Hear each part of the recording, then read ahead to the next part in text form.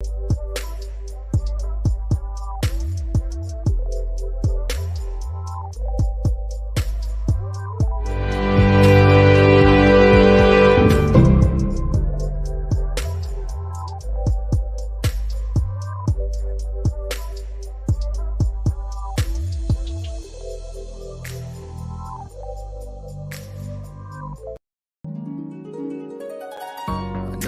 took me some time to get to the place that you wanted me to be.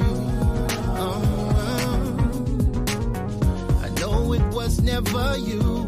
I just needed to work on me.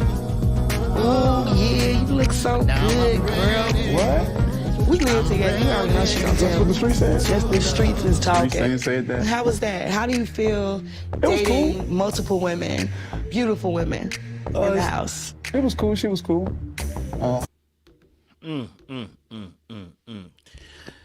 Hi guys, welcome to Little Blackbird 91. Hold on. You know, it's going to be a little bit bluish because I'm wearing a yellow top, so you're going to have to bear with it. Listen, welcome to Little Blackbird 91. Listen, first thing I want to say is this. Ashley to aisle 50, please. There is a spill on aisle 50. Ashley to aisle 50, please. There's a spillage on aisle 50. Look, I want to say this for 100%. I love Ashley and she knows I do, but let me just be real and truthful. What the frick is going on? Okay, all right. This king needs to it'll adjust. And honestly, it's crazy. Okay, because I feel like with Ashley, she is beautiful. But you see, I hadn't even watched episode 4. You guys, if you watched my breakdown just the other day, I hadn't watched episode 4 yet. Right? None of us had. I watched episode 3, and what did I tell you about Ashley's behavior? It's come true. Right? There's just a bit too much energy for me.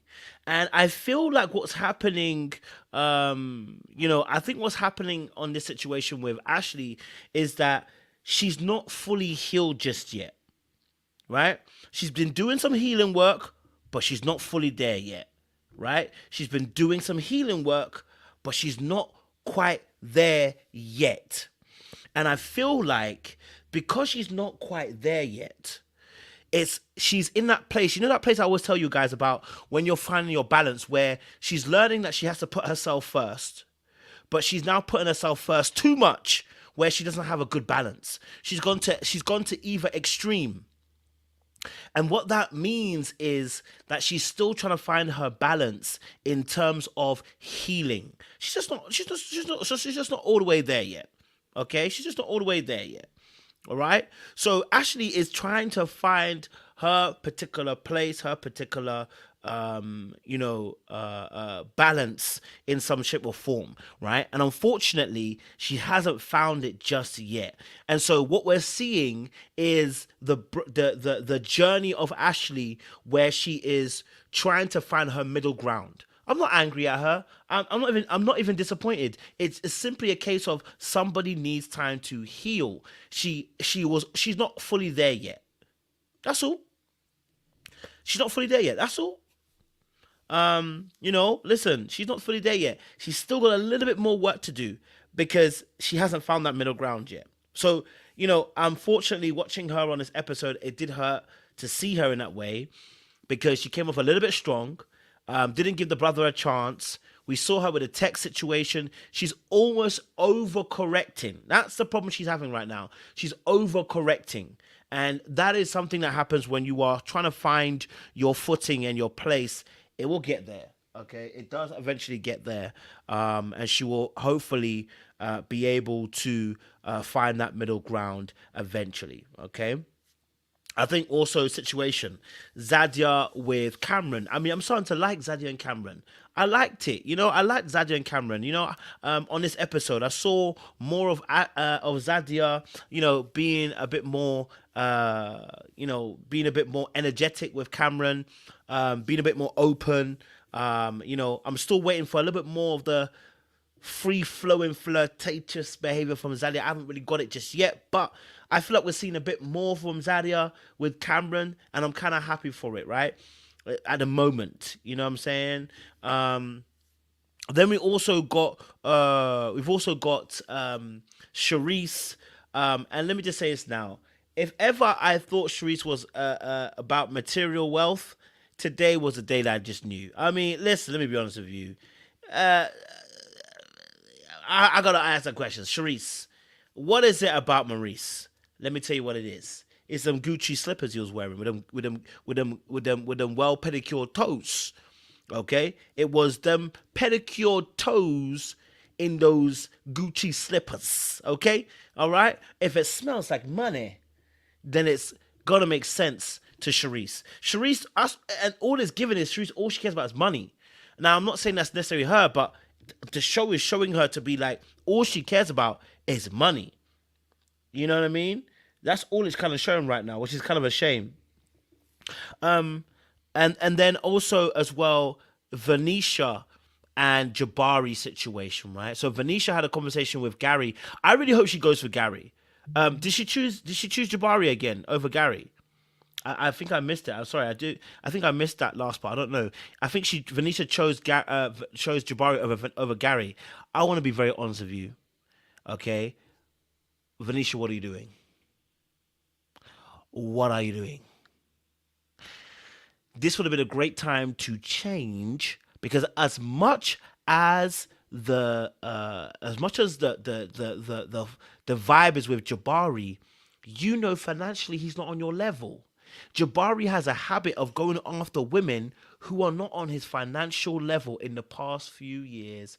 And sis, you are not on his level.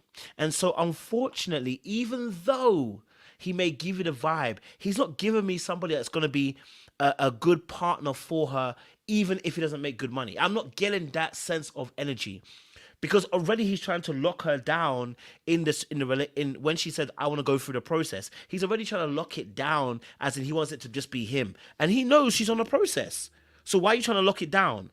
And I'm telling you, listen, that is not going to work in long term. It's going to cause an issue.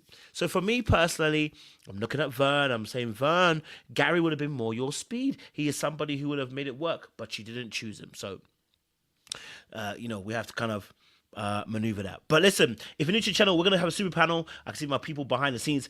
We're about to have a super panel for you guys and discuss the latest Ready to Love, Ready to Move. If you're new to the channel, like, share, subscribe, click on the bell button for notification of the uploads as well. There's 200 people in the room. I would love for you guys to get 200 likes. 200 people in the room. Let's get them likes up as well. Don't be afraid to press that like button if you haven't done so already. And share this live with somebody who watches Ready to Love, Ready to Move as well. And if you haven't done so, subscribe. Okay, all right, subscribe. Okay, all right, okay, subscribe. And if you haven't done so already, I've seen that you guys have been doing it. The memberships keep joining. It's £1, $1. We already have, I think over 150 people signed in for the membership. So great, appreciate that. Let's keep it going so you can have more people at the membership lives every 3 weeks on a Tuesday as well. Okay, all right. So let's get that show going. Okay, all right. So I'm gonna get my panelists up and I'm gonna sort out my lights because I think it's a little bit bluish. I need a bit more natural light coming in the room. So I've got my panelists, Seaway, Sean, and Jay. And you already know, baby. Okay. You know what I'm saying? I see a couple things there. Get me? I see Sean with the background looking like Sean he's still back in in Jamaica. witness protection. You still Yeah, in Jamaica, baby. Sean? You still in Jamaica? Yes. I didn't want to come home. Yeah, baby. You already know what it is. Okay. Listen, this episode was an interesting one. Of course, the most obvious part was that Ashley's quite emotional responses. Hello, Jay. I love the hair. Let me stay on my side. Love, whoa, Coach, find your words. So anyway, back to what I was saying. So obviously Ashley had quite an emotional response in the situation. And she kind of had this kind of up and down kind of energy, but her actual dating with Kirsten and then obviously letting go of what's the name? Donnie. What's the name? Donnie's name was Delaney. Donnie, something with a D in it. Donovan. Donnie. It was a D. Okay, and she had to let him go. So there was quite a bit that was happening with her. So let's deal with her first, and we can deal with the rest of the other people first. 'Cause I think there's a lot to deal with Ashley. I'm sure you guys have a lot of opinions about that as well. Sean, if you can kick it up for us, I know that you watched it at the same time as I did, pretty much. So. What was your thoughts to Ashley you know, first of all, letting go of, I guess it was kind of letting go of Donnie first, and then kind of now having to date a new guy. I want to get your thoughts because she let him go, didn't she? She said, I gotta choose me. She said, I gotta choose me.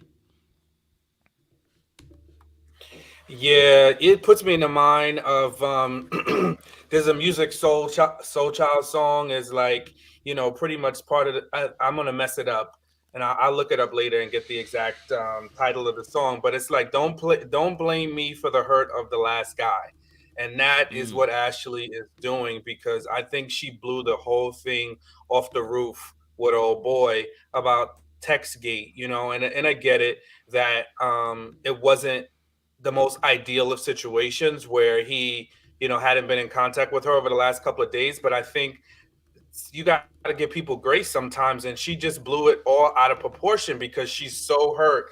And I think it's one thing, right, to try to avoid the mistakes that you've made in the past, but it's another thing to still be so hurt and so wounded by the things that happened that you project onto other people. And that's just kind of what I see her doing, because she's still so hurt. She's saying, I got to choose me, and she's crying and carrying on. And it still just comes off as like she's hurt, and she's not ready to really be in a serious relationship. Oh, thank you, Miss Johnson. Previous Cats. Yeah, that's the name of the song. So, that's my problem. I think she's really unhealed. And then she goes on to argue with the other guy, Kirsten. She's tussling and going back and forth with him. It's like, come on, baby girl. You gotta get over that stuff before you move on, because you're gonna keep reliving it, and projecting sometimes stuff onto other people that's not really rightfully theirs. It doesn't belong to them. Those are my thoughts. Yeah, I think Sean, you go and for it, I Jay. was on the same wavelength on that part. That I just feel like the hurt is coming out every time she speaks or whatever. What I was thinking when I first said this, I was like, people do this so often that they build this hurt from previous relationships that the next person comes along, automatically they don't get no chances. They don't get none of these, they don't get the grace. They don't get to go forward, because now I have to protect me. I gotta watch out. And it's like, you can't protect yourself from love. Really, you can't. Like, if you're trying to be in love with somebody, you have to have grace. You have to have time. You have to have empathy. You have to have patience. You have to have compassion. There's a lot of things that comes with love in order to find it. So you're cutting him off for the simplest mistake. And that's what I said. I didn't like the premise of the show because it's so quick to cut people off, but you're cutting them off for a simple mistake when he's genuinely tell you, I'm sorry, I apologize, I will not let it happen again. At least wait to see if it happens again to know if he's a man of his word or not. Now, if he breaks his word on that second time, then yes, then it's like, okay, immediately cut you off. But we do this so much in relationships where we've been hurt by somebody else. Now it's time to move forward. We say we're good, we're moving forward. And as soon as we try to move forward, somebody say the wrong thing or breathe wrong. Nope, I don't want them. I don't want them. And so you keep just saying no to everybody that comes along. Then you set yourself up for that one person who's just going to talk everything good up front. You're going to give them all the yeses. And on the back end, they're going to be the ones that actually really hurt you. And I think, like, between the two of the guys that she had, she was better off with Donald, because he had been working with her. He accepts her personality, how it is or whatnot. And you're already fussing with this other man about if he's looking at another woman, when Donald's literally in your face giving you the looks that you want. He just didn't call you, or the phone didn't go through when it should have. And so he didn't pick up the phone. So sometimes we got to give people the patience and the grace to make the mistakes, instead of just saying, oh, my past relationship didn't do this right, so you obviously not right. You know what I'm saying? I always say you got to go into every relationship with a clean slate. You can't go with stuff painted on the board already. You got to give everybody a blank canvas to work with. And she got to learn how to do that. You're still hurt from whatever has hurt you from previous things. And I think she's just going to need more healing, more therapy, more self-love, to really realize that some people that are walking into your life, they might not get it right the very first time. but they might be right for you, because if they're willing to work on themselves and do better for you, that might be the person that you really need in your life, because they actually see you enough to say, you know what, this bothers you, let me fix it. And I really feel like she made a bad choice of letting Donald go, but we'll see going forward with this other guy. Seaway, thoughts on Ashley having to let go of Donnie? If you're there. I'm here. I was trying to find it deleted off. So something that I'm really working on. One, Jay, your hair looks beautiful. This post Jamaica Live has me just in my feels. I'm happy to be back with you guys on the internet. I just love y'all so much. Love you too. It's real. It's a real for a big Sag to say that. So I'm serious. I'm really working on not being critical of folks, because through my own self-work, I realize that I am super hard on myself. And sometimes I can be hard on others. So I'm trying to preface what I'm about to say with that caveat, because I don't want to be critical. And I know I don't always give people... I try to be understanding, but I don't always give it the best delivery, because that's just the Sag in me. But what I'll say is that I don't think baby girl, I don't think Miss Ashley, that's her name, right? I don't think she needs to be on TV. I don't think she needs to be dating. I don't think this is about a hurt from 6 years ago from a dude that left her after the coma and the baby of it all. I don't think it's about none of that. This crying, the breakdown over this text message between the Android and the iPhones of it all, even though the man clearly sent some type of message. And just this like obsession with trying to get things right. But meanwhile, you're getting rid of a dude that actually seems to be more tolerant of your very unique personality for someone that you're kind of smitten with. And I think that's the realty of this situation. The dude Kirsten, and the fact that his name is Kirsten is really pissing me off. But this dude, I believe Ashley believes is above her station. And I believe that she believes that Donald is below her station. And then Donald had the audacity not to text her back. And because of that, she got rid of Donald, who she doesn't believe is actually good enough for her, and is going for Mr. Kirsten, who she believes is actually better than her. And that's the reason why she's so obsessed about the Zadia of it all. And I think that's the backdrop of why she actually got rid of Donald. But with that, I just feel like Ashley and her instability and all of this crying and all of these antics, she really needs to be with a very patient, kind man willing to work with her. And honestly, Donald had more of that than this Kirsten dude will ever have. I'm not saying Ashley doesn't deserve love, but if she gets love in this state that she's currently in, she needs a very, very, very patient man. And I wouldn't even wish Ashley on Donald at this point. So maybe this TV is the therapy that she needs. Maybe she needs to see herself with this level of instability. But I'm really seeing a real issue, like for real, like not even for play. And that's why I'm trying to be kind about this situation. Like, it's not giving stable in any way, shape, or form. And so I truly do wish her the best of luck.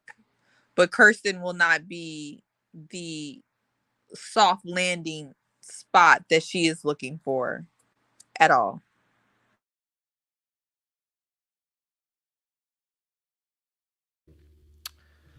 Yeah, it's a new era when the Seaway's dropping the bars like that.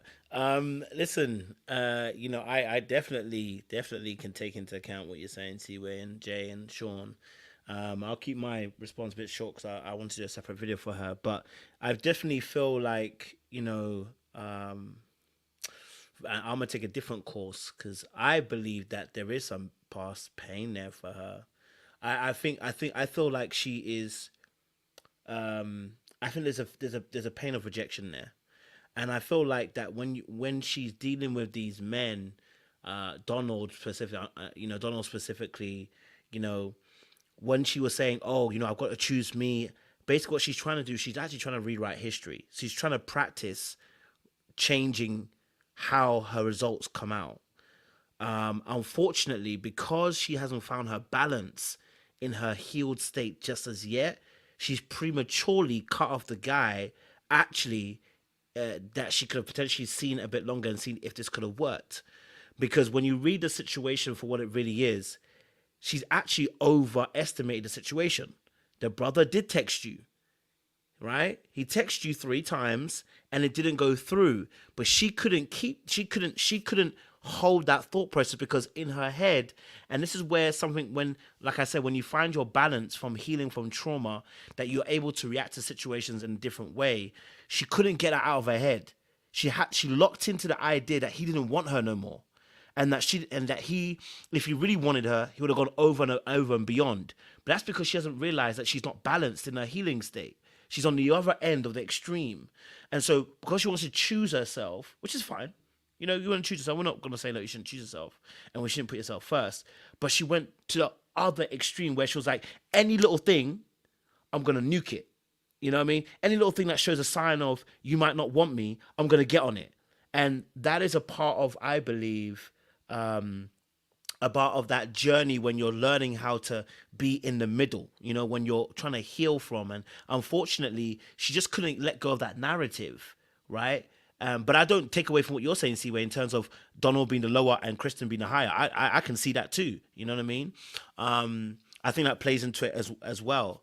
And I think when she went with, obviously, Kristen as well, I think what else was added is that, you're absolutely right. She was so liking this guy, and, she found him very attractive, and, found him, a good looking dude, and the energy was correct and everything as well. But again, she did the same thing with him, right? The moment she saw or she heard something, which, to be fair, on this occasion, there was a little bit of, I can understand a little bit of her, maybe not necessarily the reaction, but I understand why she might have wanted to speak about the situation, because the information was force fed from someone else. So I can see, but she kind of did the same thing with him, right? And you saw how she overplayed her cards. Shh, I'm talking. It's like now she started to overplay her cards because she doesn't know the balance at the moment. You know what I mean? So I think we can take both sides here. I think we can say the top and the bottom. Yeah, Donald might have been her lower estimation and Kristen her top estimation. I can take that as well and add that also in as well. So, any other thoughts to that, the Donald situation with Ashley, before we talk about her and Kristen and her situation there? Yeah, I think similar to what you were saying in terms of just being balanced. I think that she's just so raw, and she doesn't realize it, but she talks about all she's done for people, and she just wants people. She's tired of that. That she doesn't realize that it doesn't make her perfect, and also sometimes the things you're doing are not things that people want you to do for them. They're things that you're doing because for whatever reason you want to do them. And I think some people have a hard time with things like that, where they say, oh, I had the best of intentions. You ever hear somebody that just says that? Meanwhile, they've pissed you off, or they've done something you didn't ask them to do, and they want you to be thankful to them. But it's like, hey, look, I never asked you to do that, by the way. Actually, you're pissing me off that you did it, because I didn't really want you to do it that way. You know what I mean? Like, maybe her love language are words of affirmation, because she's throwing words of affirmation all around. You're handsome, you're good looking, blah, blah, blah, blah, blah, blah, blah. Everybody likes a compliment, but like when it's overly done like that, it can be off-putting. And I think sometimes probably with some of the tasks she's doing, because she mentioned it with old boy Alex, she was doing all these things, showing up to the hospital, doing all of this stuff. And it probably wasn't stuff that no one wanted him to do. When she mentioned the family being upset or not being the most receptive to her, yeah, because probably they didn't want you there, ma'am. And no offense, you were well intended, but it wasn't your role, and it's not what people wanted you to do. And then when it wasn't well received, your feelings were hurt. So sometimes you have to pull back. You can't give everybody 110% of you before you fully have vetted the situation out.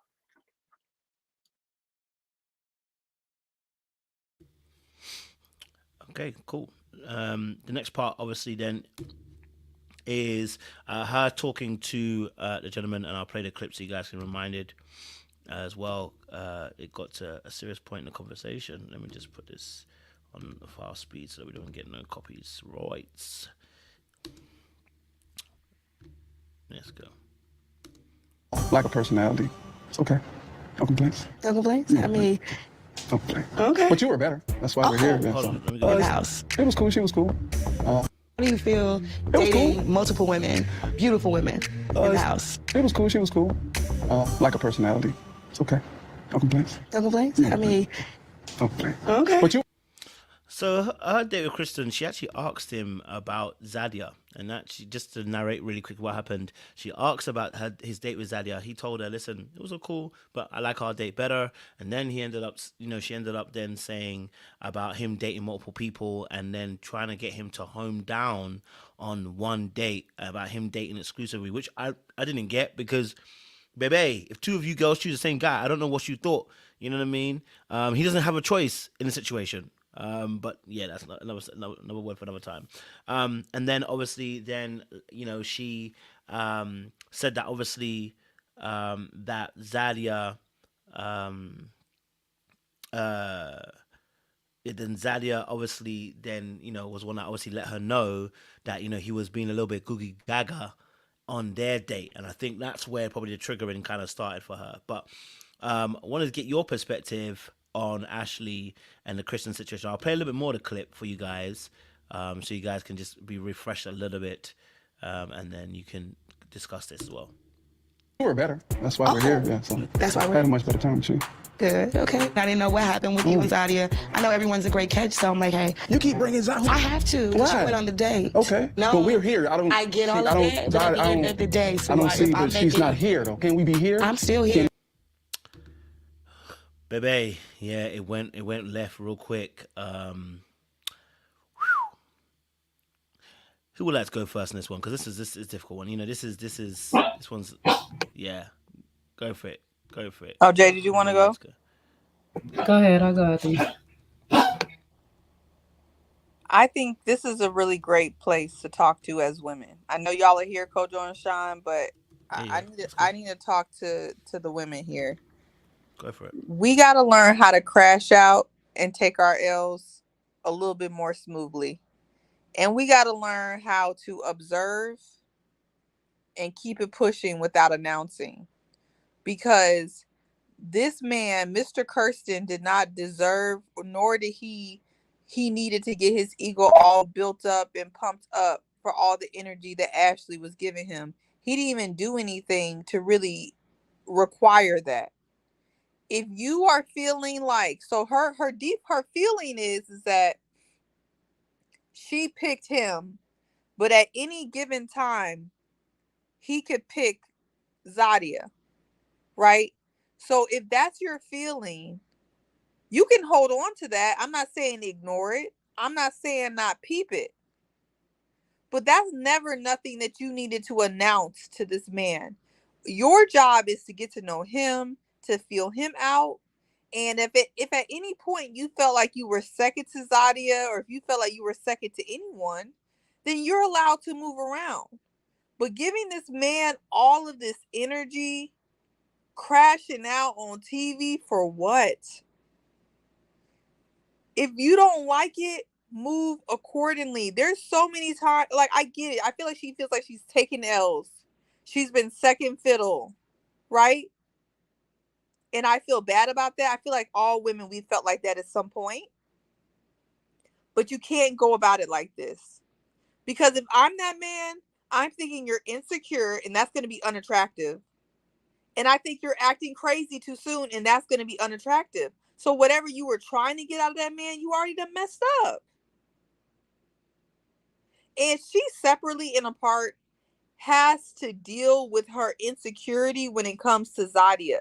She has to understand that like what she's offering, Zadia doesn't offer. And what Zadia offers, she doesn't offer. And it's okay if she thinks that Zadia is more beautiful than her. That's life. If you feel like somebody's more aesthetically prettier than you, okay. But that may not mean that she's going to get every single guy. There may be somebody that loves your swag, your nails, your short haircut, your bubbly personality. They may want you. You know what I mean? Yeah, Zadia may be cuter to 8 people. You may get the other 2, but you only need one. So many people say that you only need one. It doesn't matter. It really doesn't matter. So, and I think the show needs to stop like playing against that insecurity and really do their best to not keep putting them with the same men, because Zadia really is making her feel not like she's doing it, but Zadia's presence is making her feel bad about herself for whatever reason. And that's not going to be solved within this process. So she just got to know like what God has for you is for you. And Zadia can't take that and not crash out like she's doing. So that's my thoughts on that.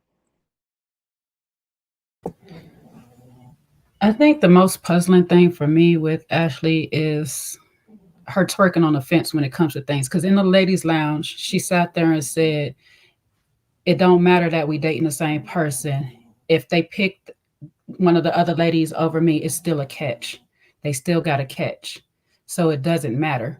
So that's what's kind of confusing me when she gets back with the men in front of them. And then she starts these little moments of comparison, either comparing what relationships are going on with, you know, in the case of Donald, with Zadia and Cameron's relationship is going on, opposed to her and Donald's, or in this moment with Christian as opposed to his date with Zadia. We seen the date with Zadia.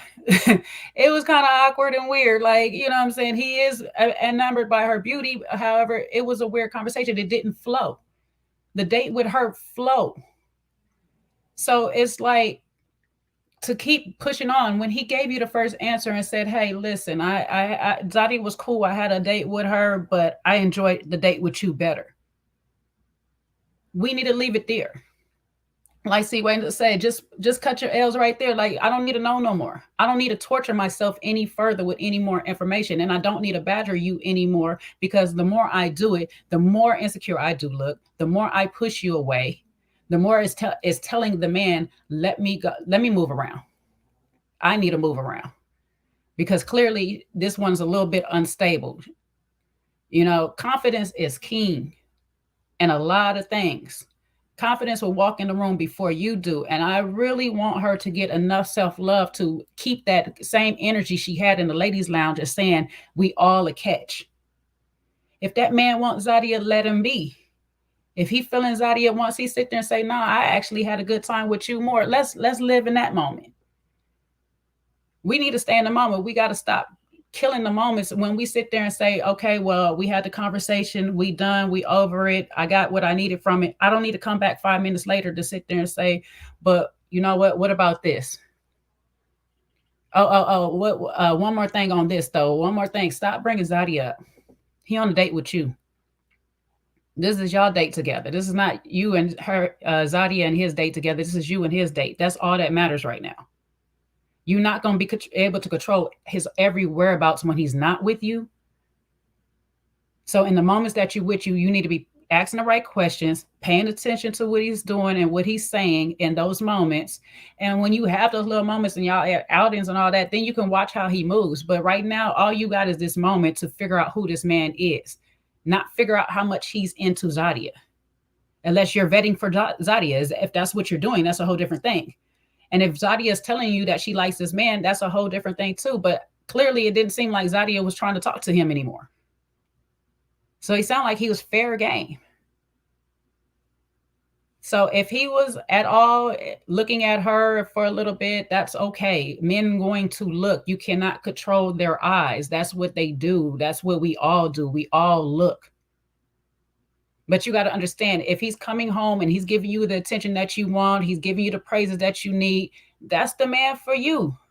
And that's why I feel like you should have stayed with Donald, because Donald was actually looking at you. He wasn't worried about anybody else. Now you want to sit and fuss with this man, have this combative moment back and forth with him, basically telling him he's combative. But the funny thing is, it takes two people to be combative. So you're going toe to toe with him every little turn, telling him to hush and let you say your piece and what you got to say, when he's trying to tell you, I'm here with you. Let's just stay in this moment right now. Have a good time. Finish getting to know each other. You know what I'm saying? See if this works. You did all that. And then, that's what I'm saying. It's just so confusing with her, because you're going to put yourself in a scenario where you already feeding into your insecurities with Christian. And so you still choose him at the end instead of choosing somebody more secure, because he failed to actually pick up the phone and call you, but he reached out to you. I don't know. I want more for Ashley, but she's at this point is she's hurting herself in this process. You know, she's literally shooting herself in the foot, and I don't know what to say to her anymore.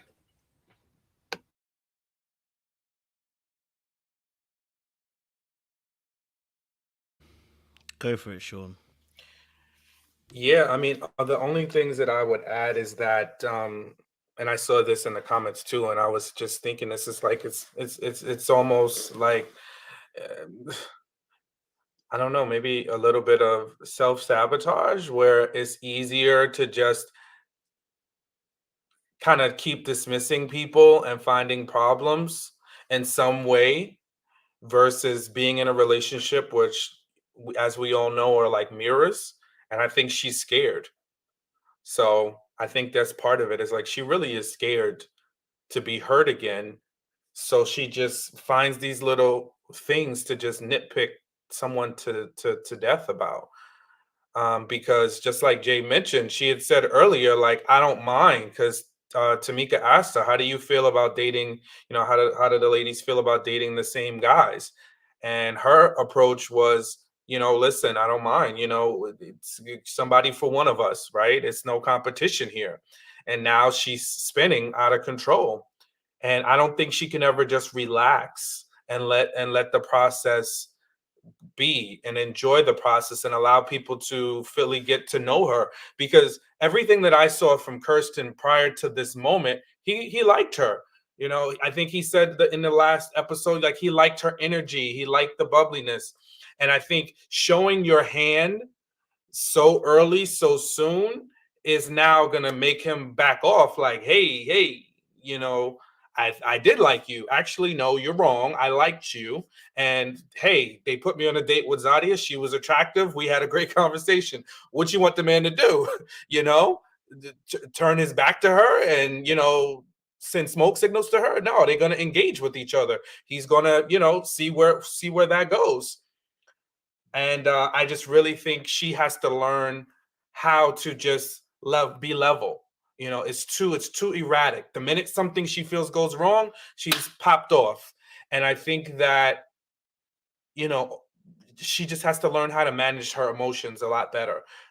We talk about men and managing our emotions and the danger of that. This is the flip side of it. She has to learn how to manage her emotions, how to deal with when she gets some information. How do I deal with that before I jump off the handle, especially so early without having all the facts? One thing, as I conclude, I did want to revisit that I noticed that Donald did wrong when they were talking, and it just popped into my head, was he made a promise. And sometimes we as men do this, and it's the worst thing. You should never do this in the world. He told her, I'm going to never make you cry. I'm never going to do that to you. I just, he was like kind of spinning out of control. And I understand that sometimes when, we see a woman crying or we see her in a fragile state, we just want to make it go all the way. But you can never, never, never promise that to anybody. I'm going to, at some point, hurt you. I'm going to offend you. the hope is that it's never intentional and that it's something I can learn from, and we can build from there. But if I sit here, or if any man promises, oh, I'm never gonna hurt you, baby girl, I'm never gonna do it. No, don't do that. That's the worst thing you could do. You're overplaying your hand, and you're making promises that you can never ever keep, because we're all human. And she's gonna hurt you just like she did in eliminating you so dismissively because of her own hurt and pain. So people do that. People make those mistakes. I just think we got to avoid things like that. Can I add on one thing to the women's side to that too? We as women got to stop asking questions if we're not really ready for the answers, or we don't know what we're going to do with the answer that come, because we tend to do that a lot. We ask questions, and then when the man start telling us their truths, we be erratic in our feelings or all emotional and stuff, and then we start acting out of that emotion, and we do some of these things like she keeps doing, where we keep going back to the same thing over and over, trying to look for a new answer when we already got one. We have to stick with that answer, be prepared for whatever answer that we're going to receive, and take that information and do what we will in a logical standpoint. I think we do that too much as women, we sit there and want to know all these truths, ask the man for the truth, he give us our truth, then we start badgering him for it or going at him about it or whatever. And so in turn, if this is your man for the long run, he don't want to tell you nothing no more. Every time now you want to ask him something, now he shut down, and now he's thinking of different things that are more suitable to what he believes you want, when you keep saying, I want the truth, I want the truth, I want the truth. Sometimes take people's truths when they give it to you, or don't ask at all.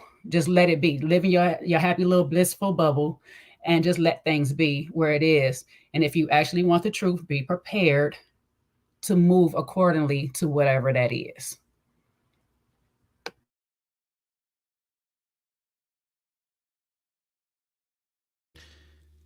Man, I mean, listen, you guys have said quite a great amount of stuff, and it's been actually quite insightful as well.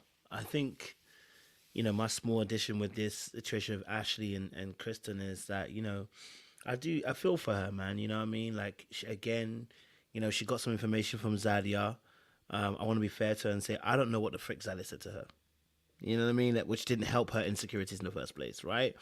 I don't know what Zadia went and said to her about. Maybe he was, grinning teeth, whatever. And what we saw on the show was he was lost for words. So I wonder if she reported the same thing. Hey, he was lost for words when he saw me. Da da da. But being lost for words doesn't necessarily mean that he wanted her. But I can understand if it's being reported by your flatmate, you're gonna have some way of looking at it, right? I do feel like Ashley in that moment was trying to take back power, and it wasn't about him. It was about her. It was about her situations, about what she's experienced in the past. And it became I'm going to take back my power situation, because you end up telling the guy to keep quiet halfway through when he was talking, right? And in that scenario, even when you're even addressing him, you're kind of feeling you're getting emotional over the situation. So you don't even have even control of regulating your emotions in this scenario. So you don't even fully finish and complete the assignment in the most appropriate manner. You're actually breaking down. And again, that just shows the instability, I guess, in some aspect when it comes to Ashley and her emotions, and the work that needs to be done in order to make sure that she's comfortable, or should I say she's confident in able to address emotional situations without losing herself emotionally in the situation. I would understand that, she might have felt a little bit hurt by what Zadie had said and said about him, and him, on a date with the gentleman, and, might have been shining a bit too much teeth. But, again, it felt a little bit like the Donald situation too. It's like, I'm going to get ahead of the devil. And I do understand when you're not fully healed, you don't know what balance looks like. So getting ahead of the devil seems like to be the easiest thing. But sometimes you're just kind of like self-sabotaging, and you're jumping well ahead of yourself. And you're not actually choosing the right decision in that immediate moment. Yeah, I felt like in that scene that Ashley, had a good vibe with him. She was getting on with him. They was doing good. And then simply the fact that she doesn't want him dating multiple people because she needs to be chosen, and she said in a cut scene or whatever, about being chosen, and no one, basically I can drop you whenever I need to drop you. And he heard that as well, and I was like, baby, what you don't realize is right now, this is not the balance you're looking for. It's the ego, and I need you to kind of see that as well. So it's a shame that she fell into that place of mindset. She'll have to look back and learn and grow from it as well. So that's something that she'll have to fix in the coming months, weeks, years, whenever she decides to. Any other thoughts on the Ashley situation before we move on? No? Fantastic. All right, cool. Well, let's talk a little bit about then Jabari and Venetia, because she was on a date with Gary actually as well. So she was on a date with another gentleman, and it seemed like a really good date. Hold on, so let me get this up for you guys. It seemed like a really good date, really calm guy. He just seemed to be he's all about his ambition and everything like that. Need you. And it seemed to be, going quite well with Venetia and Gary. I'm going to play a clip. Apologies, guys. I keep pressing it because I'm trying to get the clip to go up. Here we go. Let's play a little bit of the clip. So far, so good. Tell me about you. Well, I'm a father. I have two boys. One's 15, one is 14. Okay. You have any children? I have 3 daughters. 3 daughters, okay. 21, 18, and 15. Oh, okay. Wow. Yeah. Okay, cool. So what do you do for a living? I'm in transportation. All right. So Jabari, Venetia, Gary situation. She ended up not choosing Gary and ended up choosing Jabari. Her and Jabari had some more conversations a little bit later as well. What's your thoughts on Vern, her dating with Jabari and Gary and Mike? I mean, Gary got sent home, unfortunately. It seemed like they had something going as well, with Gary. But Jabari again wins. And if you don't remember what Jabari said, he actually spoke about the fact that he felt like, he can't do the multiple dating. He said basically, hey, lock it down. That's what he said. He said basically, hey, lock it down. Ma'am, lock it down. That's what he basically told Venetia. He said, if there's 2, I'm not the 2, I'm the 1. So I'm going to need you to lock it down, right? And even though Vern said she's going to respect her process, she's going to keep it that way, old boy still didn't hear that and was looking for Vern to shut it all the way down. So I want to get your thoughts on that as well, because I thought that was quite interesting that he wanted her to kind of not date anyone else except him. So what's your thoughts? What's your thoughts, guys? What's your thoughts? Jabari, Vern, what's your thoughts? Lock it all the way down. What's your thoughts? I don't know, rush at once. Well, I'm just a little upset that old boy couldn't have a pool table in the man cave. I know he got eliminated, but I mean, goddamn, Vern. She was like, no. Just hitting him with the Destiny's Child. I didn't understand that. That kind of made me upset. I still have some past trauma from my man cave that I had to tussle about. So I don't understand. Like, why can't he have a pool table? But other than that, I fast forward to Jabari and Vern. I don't know. I mean, you would think that she, the idea of this is to settle in with one person. And he seems to be very intentional with her and what she, and what he wants. But look, I guess she's not that sold on him so early. So she's telling him to move around. Look, you ain't got but one time to tell me to move around. So I mean, God bless Here you. you go. He must really like it. Here you go. Look, you got but one time to tell me to move around, and I will do just so. And don't go looking for me again, because I'll be moved around. Don't be looking for you in the daytime with a flashlight. Don't matter. Don't bother. You tell me to move around. Duly noted. Moved around. And just like the dude is in transportation, I'll be transporting myself to other pastures. So that's that. I mean, Here's the thing. I think she maybe would have left Mr. Jabari to, by his lonesome if this other dude wasn't the podcast, whatever he was doing. I just didn't know what his job was. I mean, he said he was a podcaster and he do transportation, but from what they showed us, I just couldn't figure out, or he was an influencer. I don't know. I just couldn't figure out what his job was. And I wasn't going to leave Mr. Jabari for a 45, 50-year-old influencer. I don't know how old that man was, but I'm just not going to do that. So I don't know.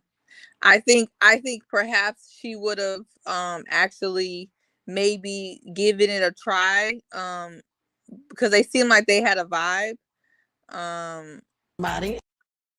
You said what? Somebody said something? Oh, I heard something. What was the clip? My phone. Oh yeah. So I think that's what it is. But as far as it relates to him, I get that it's your natural inclination to want to lock a woman down as a man if you're really interested and you don't need to see anything else. But I do think it's a bit weird that she's going out of her way to tell you that she needs to see this out. And he seems to have a lot of, he seems to disregard what she needs for her. And yeah, Jabari is fun with no funds. He sure is, because he also seems real eager to lock her down because he want to split rent and he want to go 50-50. He gives me a 50-50 warrior. And I think he want to go ahead and split them checks. He kind of remind me of Mr. Izzy off of Love is Blind. It's like, why are you so eager, sir? Are you eager to split some rent with me? And I think Vernisha knows that. So she basically is saying that I'll consider you, but calm down because you ain't got no money no way. That's what I got. He giving that though. He definitely giving 50-50 warrior energy. No bueno. Listen, most of my gripe is for Jabari out of everybody, because you came on the show knowing that the women is going to be dating multiple people. And so the nerve of you to tell her not to go through her process or whatnot, like, you need to just keep coming with some stuff to make her keep choosing you. And, I know you feel some type of way of telling her that you 50-50. So now you in your worried bag or whatever, but that's on you. You signed up for this show. This is what you were supposed to do. You got to sit tight and let her go explore her options. We don't need her to be with another Joelle. We don't. So allow that lady to go on and do what she got to do. Like she said, she already did make this mistake before. She don't need to make it again. And low-key, she is making it again. However, she just haven't had nobody that just kind of knocked Jabari out the box just yet. I was kind of confused that it didn't happen with, what was it, Walter, the music producer? I figured it might have happened with him. But, aesthetically, he might not be everything she wants or whatever. I don't really know why it didn't work out with them two. I just know that it's sounding like Jabari is not going to be able to continue to let her live her lifestyle at the same time, have her rest more in her femininity the way she wants to or whatnot. And we'll see next week when the people come and that little episode or whatever about women having to cook and all this stuff, and you want the 50-50 life and you want her to come home from working and then come cook and all that. Okay, sir, we gonna see. We gonna see how that work out for you, Mr. Jabari, man. Okay, you got a lot of demands. You got a lot of high demands for somebody that ain't trying to go all in with it. So I don't know. I really don't know how this is going to work, but I didn't appreciate him trying to make her lock it down and basically giving her the ultimatum, what she need to be doing when the show is about her finding her love. So that was a bit confusing to me. I'm not mad at him staking his claim like, hey, I want you. I'm here. You know what I'm saying? But just basically to tell her, listen, I ain't trying to see nobody else, so you shouldn't be seeing nobody else. Nah, that's not how this work. It's not how this work at all. Like when we mutually agree on that, that's cool, but we ain't mutually agreeing on that right now. So let me do what I gotta do. You just keep on your A game and you might keep getting chose. That's all. So I don't know, Mr. Jabari. You can't just be trying to come over here, make your demands sound cute and all, but it ain't gonna work out for you too well.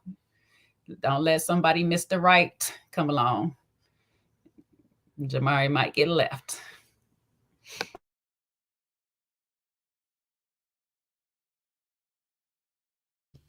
Go for it, Sean. Yeah, no, I get it 100%. So I think that she's the Vern is the only one that I kind of think is somewhat managing the process. Although I think the other dude, what's the other guy that she went out of the bald brother? Um, I think he was like a master barber or barber. He owned a barber shop or what have you. They seem to have a lot more in common. The entrepreneurial lifestyle. He's stable. Um, and I think she just went right back over there to Jabari. Whereas I don't know if correct is he totally out the picture now, Walter, or will she continue to, is he an option or is That's that I, confuses me. that's the lost part on this show. Is like once they done, is they really done, or can you come back? I don't know, Sean. I don't know. Yeah, because if she totally dismissed that guy to move forward with Jabari, then she's just talking loud and not saying nothing. Because then to me, you better off just keeping quiet when he's making, his assertions of wanting to be with you. Because don't make bold claims if all you're gonna do is turn around and prove him right. Because now you're showing him a different lesson, is that when you talk, you're really not gonna follow it up. So if he really did get rid of she really did get rid of the other guy to move forward with just with Jabari, then she might as well have just not even argued with him or made not like they had a physical argument, a literal argument, but like she might as well have not gone back and forth because she went around and chose him anyway. And you eliminated the other guy that kind of had more potential. So I don't know. I have hope for her. Maybe let's see. But she keeps, spinning the block on Jabari when she keeps raising all these red flags. First, she said last episode it was he had a modest lifestyle. Now he's, wanting, going full court press with her, and that's a concern. She just keeps, but she keeps moving forward with him. So, I know it's a difficult thing. It's like, you can't win for losing, but if you want to move around, then do that, then move around. So that's what I think.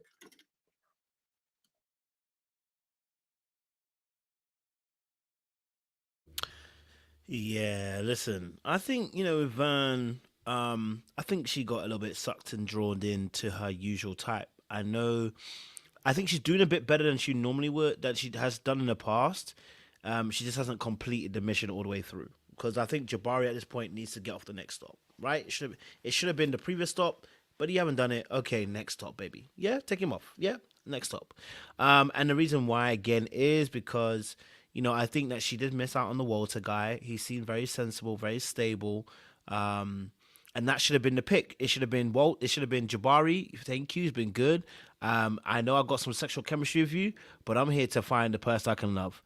On to the next one. Then it continued with Walter, and if you felt that Walter wasn't it, you release Walter into the wilderness too. Like that's what the show is giving you the ability to do. But it feels a little bit like Vern got just a little bit stuck on Jabari, and a little bit stuck on that chemistry, a little bit stuck on that playboy energy, that little bit stuck on that I'm used to this familiar energy, and didn't make a different choice. So now we've got a situation where Jabari is trying to say lock it down. And again, I don't agree with him because you know what you came into when you signed up for the show, right? They told you. And actually, more of a case is Jabari almost trying to wrestle back power here in a little bit, by saying lock it down, because in reality she has the power, but you don't want her to have the power. So you're saying no, lock it down. In reality, she doesn't need to lock it down. You know she's on a process. You know she's on a show. You know she has to figure it out. You putting pressure on her to lock it down? Nah, bruh. you've got to go through the process too, which means you've got to form some patience. And if he can't do it now, he won't do it in a relationship. If he can't be patient now and allow you to go through the process when he knew exactly what he was signing up for, he's going to be some type of way in a relationship too. There's going to be insecurities playing out in a major scale, because if you can't do it now, you're going to do it later on. The very thing now that we're looking at that's going to be a red flag, is going to be the very thing that's going to break them up in the end. So, I just want her to see that. Popping up in Jamaica on you, you know what I'm saying? And like, if he tell you what friends you can and cannot have and all this stuff, that's the energy he giving already right now. That's like, true. I got a process that I got to go through, and you got to respect that process. And if you can't respect it, that's just where I feel like this conversation is going to be going to, where we just doing things out of, well, maybe in their norm, but out of my norm, meaning that you telling me who I can be around, what I can do, how I should dress, all of this. It's a slow progression to full patrol. You know what I'm saying?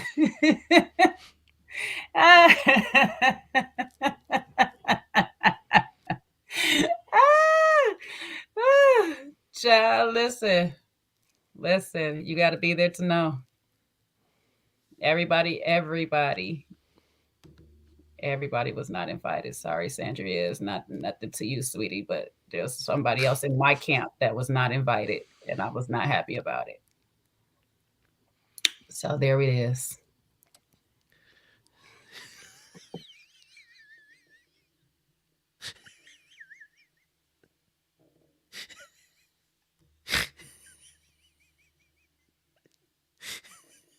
I'ma stand while Coach are laughing on speaker. I'ma stand in mine. Okay. I had to address that person when they showed up. But if y'all don't want these problems, trust me firsthand, okay? Wait, what are we talking about? We're talking about Jay has the floor, and she is issues in Jamaica. She has just really just She said it don't matter.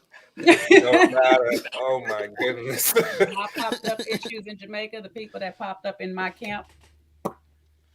That's where Jabari is leading himself down in Vernisha's life. Oh, that pop up. Okay, that was interesting. Mm-hmm. That was really interesting. Well. Yeah. Well, the producers missed out on our trip, unfortunately. Free content. Free eats. Free eats.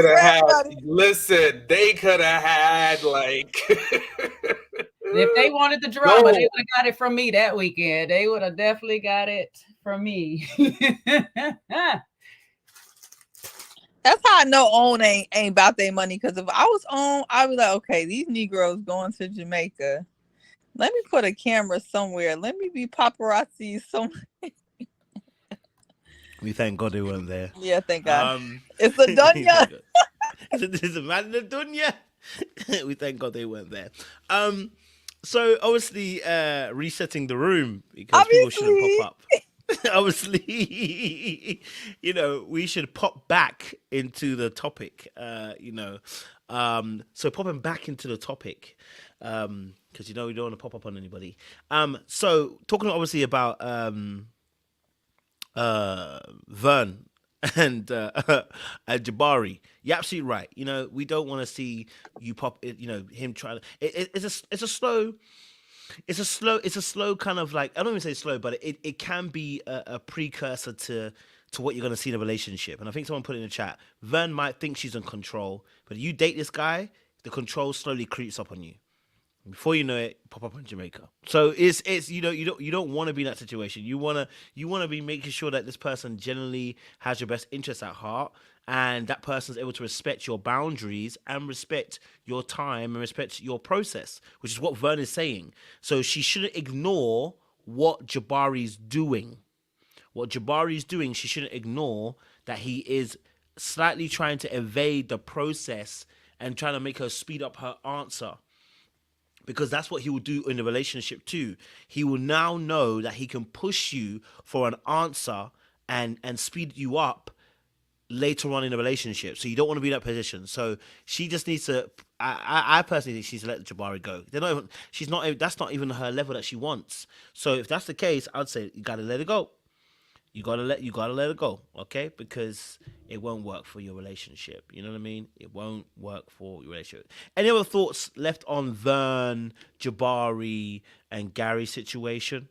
Any other thoughts left on that awesome three people? Look, I don't know if it's an unpopular opinion, and it seems like it's a running theme, but and maybe I'm just out the loop, but it's like we giving all this soft life, and what's the return? You know, it's like Vern wants the soft life, Zadia wants the soft life, Sharice wants the soft life, and what's the return? Is the return the poussoir? You know, so is that the price we pay for, poussoir? I mean, I just want to understand, like, what is the return on this soft life that is out here that is being granted? Because, I mean, I give you the soft life, but I want some kids, and these, that's my motivator. And maybe there's other men that are different, so I just don't understand. But that, to me, I just question that. She's ready. She's mentioning she's ready to sit back, and she's worked all these years, and now she wants to just take a break. So does that mean the man that comes into her life is expected to now just be paying her bills that she's accumulated? Like, I don't know. That, to me, I'm just not interested. I'm sorry. And again, I think there's somebody for everybody. It's a question that I have, and it comes up a lot, not just on this show, but just in general. And I'm just like really sitting, thinking, and scratching my head. It's like, what would I be getting in return for that? To be just completely taking care of you financially. So, just a thought. Is this a real question? Oh, it's a legit question. Because I feel like you trolling. What? How am I trolling? Oh, okay, so if this is a real question, I guess I would say I wasn't sure if you were being serious or not. I think the return of the soft life is getting a soft woman. I mean, I think that is your return. If you're giving, and soft life is relative, right? Like, I mean, people have different levels of what soft life is, what put up is, But if for you, I guess you're saying kids, but let's just say kids off the table. If everyone's at their later stage in life, if you have a woman that, you are lightening her load and giving her a softer life, in return, you're getting a softer, sweeter, more, delicate woman that's able to be, that for you, and not stressed and overwhelmed and going to work and balancing a business and doing all of that. So, I mean, I think that's the return. I ain't seen nobody that looks like they giving any of that on this show just yet. Well, I don't think Renisha's got a chance to live the soft life yet. Seems like she's been doing everything by herself her entire life. So I don't even know if she knows what that looks like. Exactly. So she wants it, and then my return can be a softer woman, but she's never been that, so she's just going to morph into that? It's possible. I That's started a working risk. for 3 months last year, and I turned into Susie Homemaker. And when I start back working, that's the hell off. So look, if I can do it, you can do it. We all can do it. Okay. There you go. Well, I'll say it like this: if these men got Zadia grinning and cheesing the way that we got, that's a softer Zadia than we seen. There's something there. So I don't know. It can be done. I don't appreciate Sean laughing at me like I told a joke. I ain't told no joke. You said you turned into Susie Homemaker. I did. I was washing clothes, not just mine. I was doing everybody's laundry. I was doing dishes. I was cleaning. I was kind. You was smart. It was nice. You were cooking meals 3-4 times a week? Yeah, I was running outside. I was going to the cleaners. Man, I was getting my nails done during the day. Wait, what they got to do with anything? What was he getting out of this? Apart from money loss. You are out of control. And I was the nicest I've ever been. Okay. So I'm you're glad telling me to know because where of the soft bar. life. I'm glad to know where the bar is set at. Okay. Anyway, were you making high vibrational plates or low vibrational plates? No, it was high vibrational plates. On paper plates, or you got real China? No, I was actually using the real dishes. I don't even believe in that. Oh, so you was ordering the takeout and put it on the plate yourself? No, I wouldn't do that. That's cap. I wouldn't do that. No, I was actually cooking. So you was cooking from scratch. Yes. The thing is, I've always been capable. I just don't have time. But like the point is that when you have time, and really all you have to think about is self-improvement and improvement of the relationship and your partner, you really like the soft life really be better for everyone. That little experiment, I'm gonna call it experiment because the issue is not realistic in a capitalistic high inflation America, right? That's true. But like that little like experiment of being able to like just not work and really just be, I don't know, just be. It was very different. I talk about that all the time. The people who met me last year, I was in my soft life era. I was not working. I was so happy. It was so different. And so I wish that too if I wasn't working. No, but here's a real question. See, wait, what is it that y'all want in return for the soft life? Because y'all like to be like, what do we get in return? What do you want?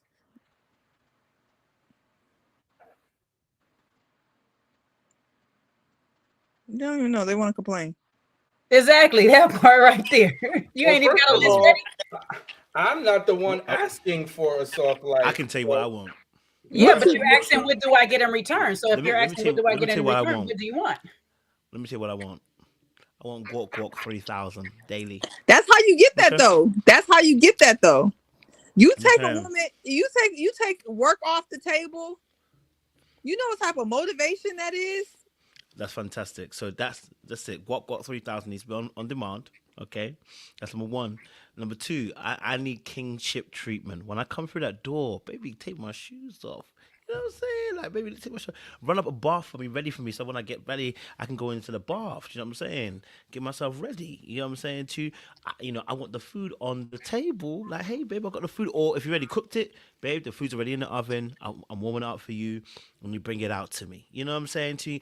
I think the first hour or two of the day when I get in, is the most important. After that, we can chill, vibe, everything else. Like if I'm going to be paying all the bills, most of us ain't going to do it because we ain't got the money. But just to say, it's an idealistic situation. Yes, I would like, some kingship treatment. Now, I'm joking about the shoes off. I personally don't want anyone to take my shoes off. I like to take my own shoes off.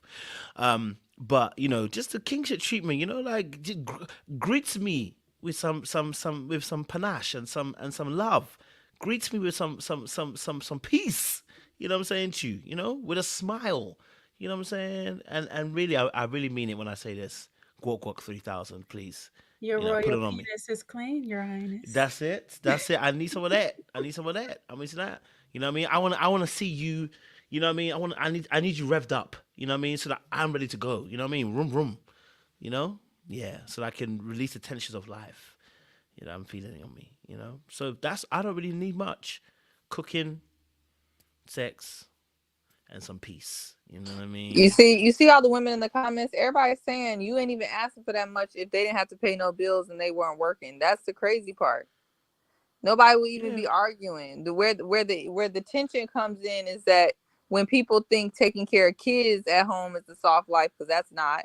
Or when people think that you supposed to be going 50-50 and doing all that stuff, it's just not realistic. Oh, it wasn't soft life when the kids are involved. Yeah, right. But if you talk about that's my prerequisite. We gotta have kids. So what is that? That means nobody's having soft life when they have kids. Yeah, I mean that means the soft life needs to include daycare, but yeah. Okay, so soft life. Okay. Daycare. Yeah, then the soft life gotta include them kids gotta be somewhere else too, because that's not the soft life at home.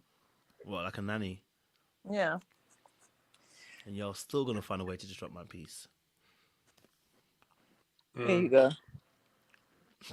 I'm only answering Sean's question about what he get in return. Okay. So. Yeah, and I think the biggest thing is that and this is what I have pushback for. There's a lot of, just like we can debate, can a man really provide all of that for you, right?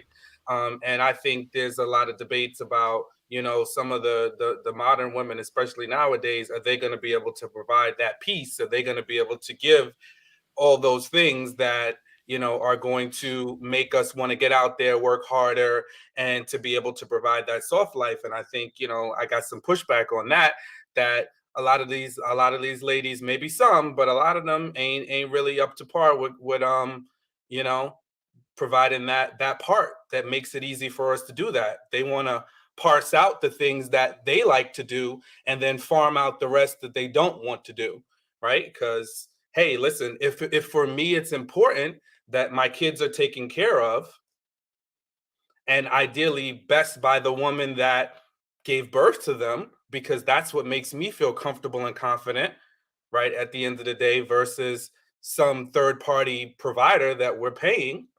Hey, that's the sacrifice.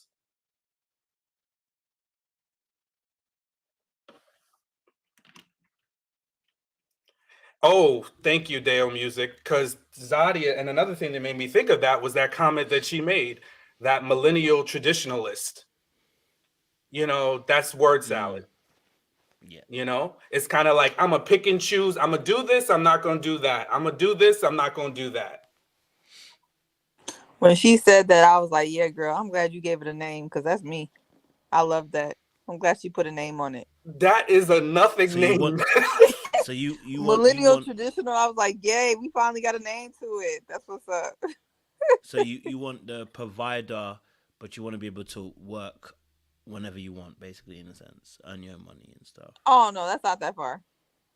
I I want mean, to that's what she provide. was saying, isn't it? I Yeah, don't but think I it's even think bad, I to be think she honest. still will work. I think she still will work though. I Yeah. think especially millennial. I think we're like in the generation where we still believe in tradition. We were raised on tradition, but Mm. also we are in the we grew up in the era where women really had to work. And that's kind of where we're at now. So yeah, you grew up on traditional values because that's the culture that most of us grew up with, but we also grew up with seeing our mothers working because they had to. Mm. So I think it's kind of like finding the balance between the two. And what does that look Mm. like now, you know? That's good. So there's a question posed: can they have a sister wife for the guac guac? Can they tag somebody in? Can they get it? You invite the devil in, and the devil mess up your relationship. Don't ask any questions. That's what I'm gonna say. There we go, parsing out the Here responsibilities. you go. Now I was waiting They for start. They Sean. start already I was delegating waiting for already. Sean to say something. They start delegating already. They said, "Oh, my jaw hurts. Can we hire someone else?" So you oppose for the three-way. Okay, now you oppose from a three-way. I've Wow. been opposed to it in a relationship. In a Wow. relationship, I've been opposed to it. In a Wow. relationship, I've been opposed to it. In a relationship, I've been opposed. If I'm single, fantastic. But But if I'm not, then that's not it. But I mean, I would say I think again, like I said, this is obviously coming back to gender roles and all that kind of stuff again. And of course, everyone has to work with whatever works for them in their relationship. Do you know what I'm saying? So it's not a one size fits all. I would say that that I think even that situation where you're talking about what works for your relationship in terms of whether it's going to be all provider, part provider, or whatever. I just think you have to have a conversation, you know what I mean, with your partner, and find out what works best for you. And in an ideal world, I can see how not working is going to create the most feminine woman that you're going to get, and I'm not mad at it. That's just the reality. The idealist situation we'd love to have is someone who doesn't have to work at all. And there are pros and there are cons to that, because if in order to supply that lifestyle, I've got to work a lot more. Oftentimes, now I know some people are gonna say, residual income, da da da da. It's a lie. Don't let anybody lie to you.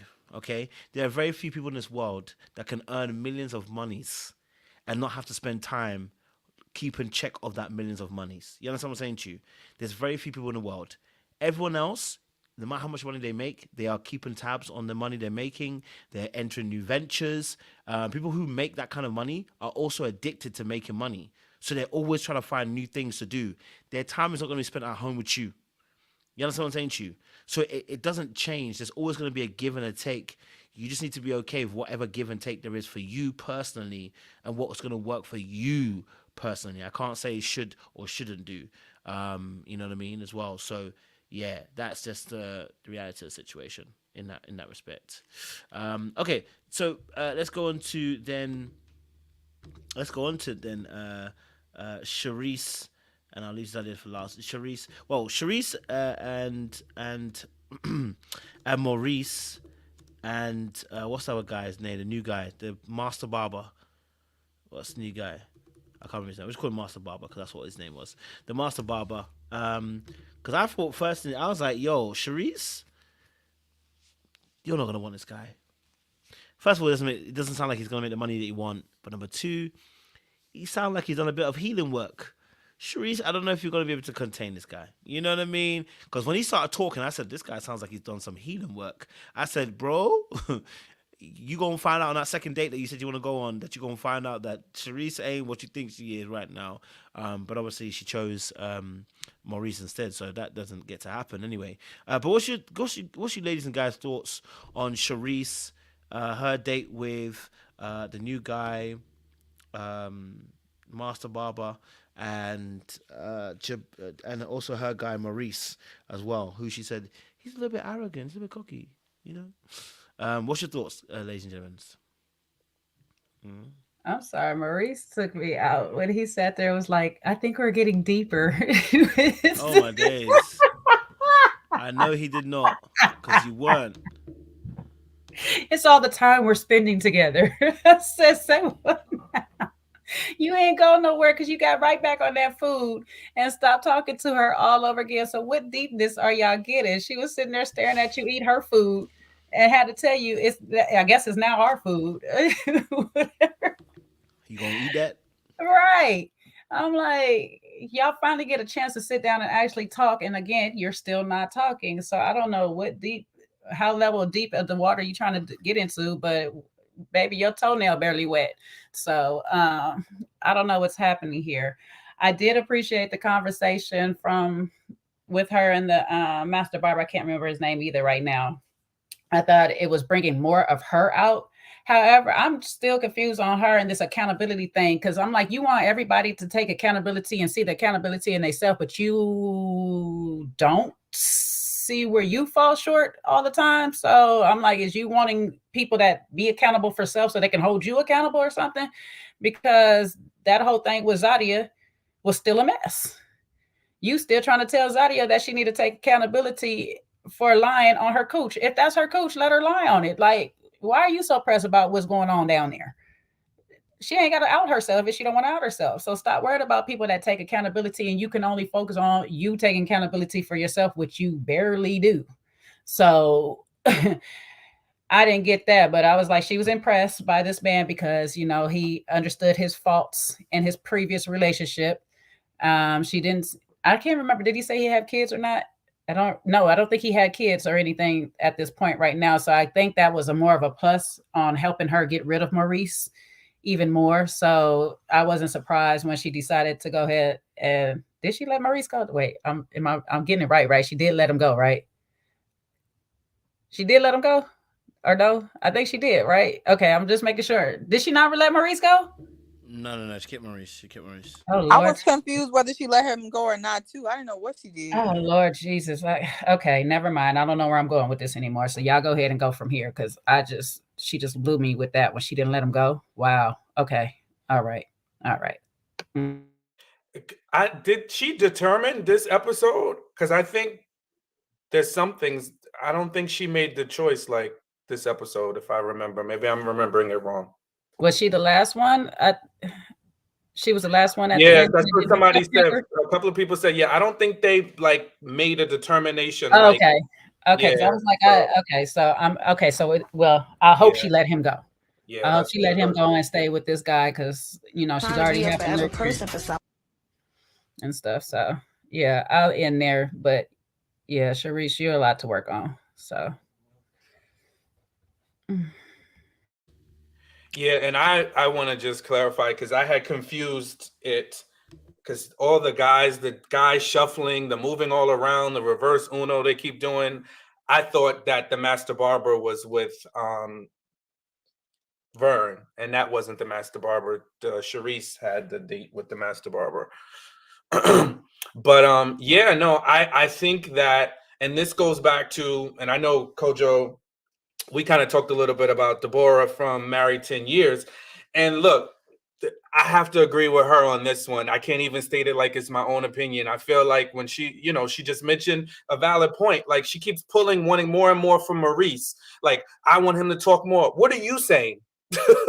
Like, what are you talking about? What have we heard from you? You so busy talking about what he ain't talking about, but what you talking about? And I had to think about it. I'm like, she ain't talking about nothing. We haven't heard her say much of anything other than tussling with Zadia about who opened the door at 6:00 in the morning and what Zadia was doing with her time. And it's like, to me, that's more of the same, where we haven't seen progress. And yes, I was glad that Sharice came to Zadia and had that conversation. I'm like, thank God. Can we just bury the hatchet already and move on with this unnecessary argument? Because it was ridiculous. But the both of them are so similar. They still couldn't even find a reasonable conclusion to that. They still had to, but at least they both said their versions of apologies. So I'm glad about that. Sharice, I really am confused. And she's another reason that question came to my mind, because I still don't understand what would be the value in what does she express that there's the value in being in a relationship with her, and what is she going to come to I hate this word, I know it's triggering, but what is she coming to the relationship with? Like, what is a man that's going to be like, oh yes, this is what I want to risk it all for, this is what I want to put all my money on the line for? Because listen, most of us men, and listen, I'm not saying I'm anybody's millionaire, but I'm successful in my own right. There has to be a cost benefit analysis when we're thinking about what you want us to do versus what we need to do to be with you. So I just want to understand, and just pretty ain't cutting it. I'm sorry. I know a lot of ladies think, oh, I'm beautiful. Yeah, that's great.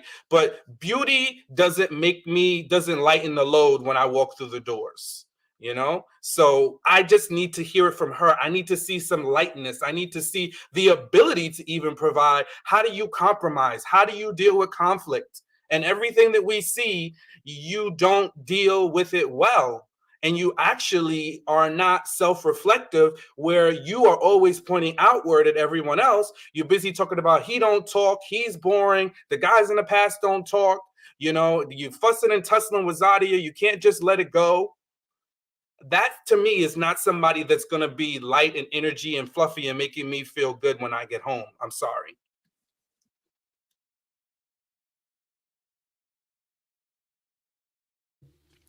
I totally hear you. Totally hear you. Personally, I think Sharice on this episode last few episodes has only shown that she just wants money. I mean, and I don't even mean that in a gold digger way. I mean in the sense of she just wants lifestyle.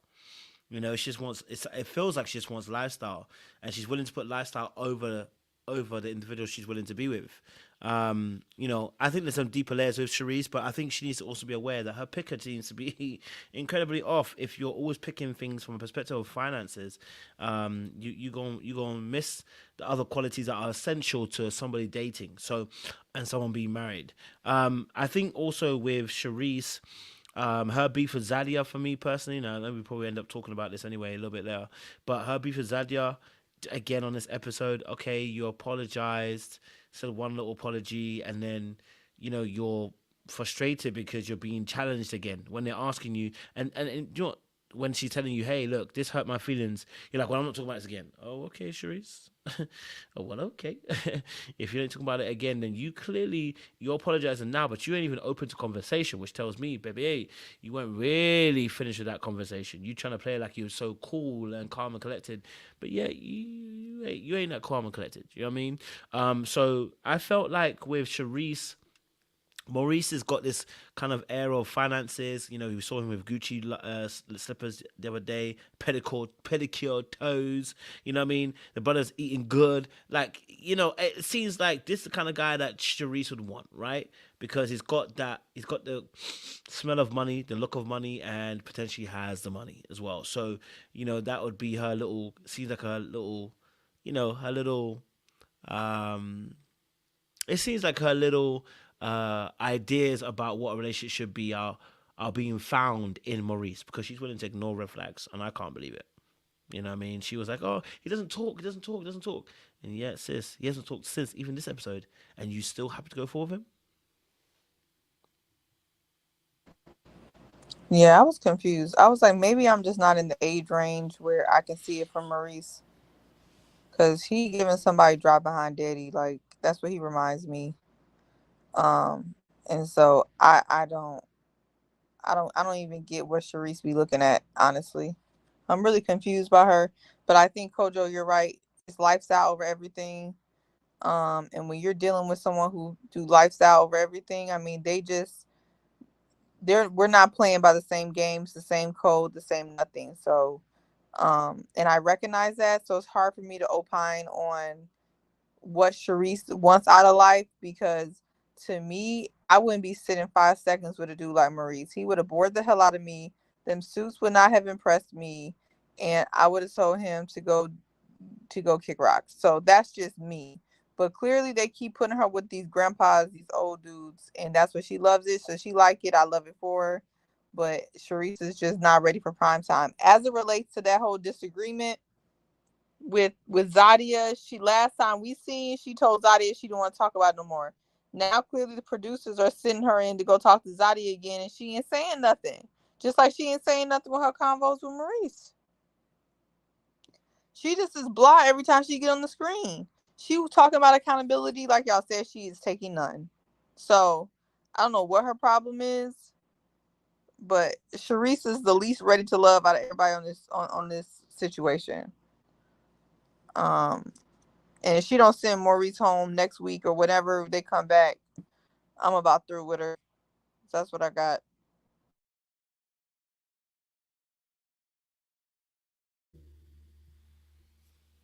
Anyone else got any more additions on the Sharice situation with Maurice? I just want to say shout out to my homegirl Miley for making that post on IG I sent y'all, where she was talking about women and their beauty currency of waiting too long to try to use it. And now they want to cash in at an older age, thinking that they still got it or whatever and stuff. And I think that's where we at with Sharice, where it's just like you've been using your currency to get this lifestyle or whatever, but you didn't land a relationship early enough or whatever. I'm still curious on why she had her failed engagement, why I didn't complete that. But now you're trying to cash in, but you still want the lifestyle. So now we're stuck with a man that don't talk, and you rather accept that than to actually find something that is real good for you overall.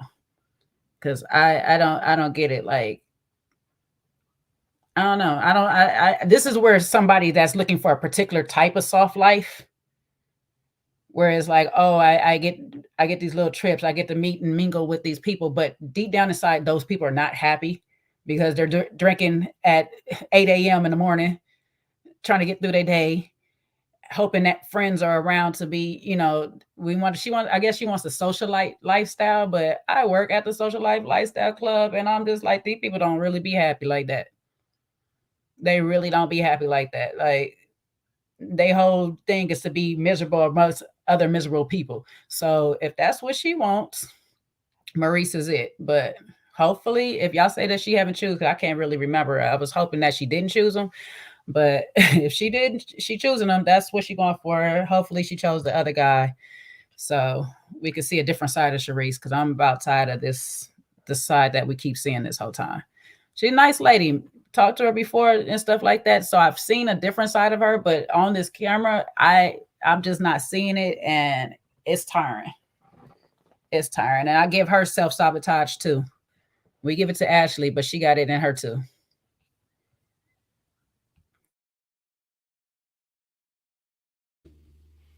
Appreciate it, Jay. Thank you.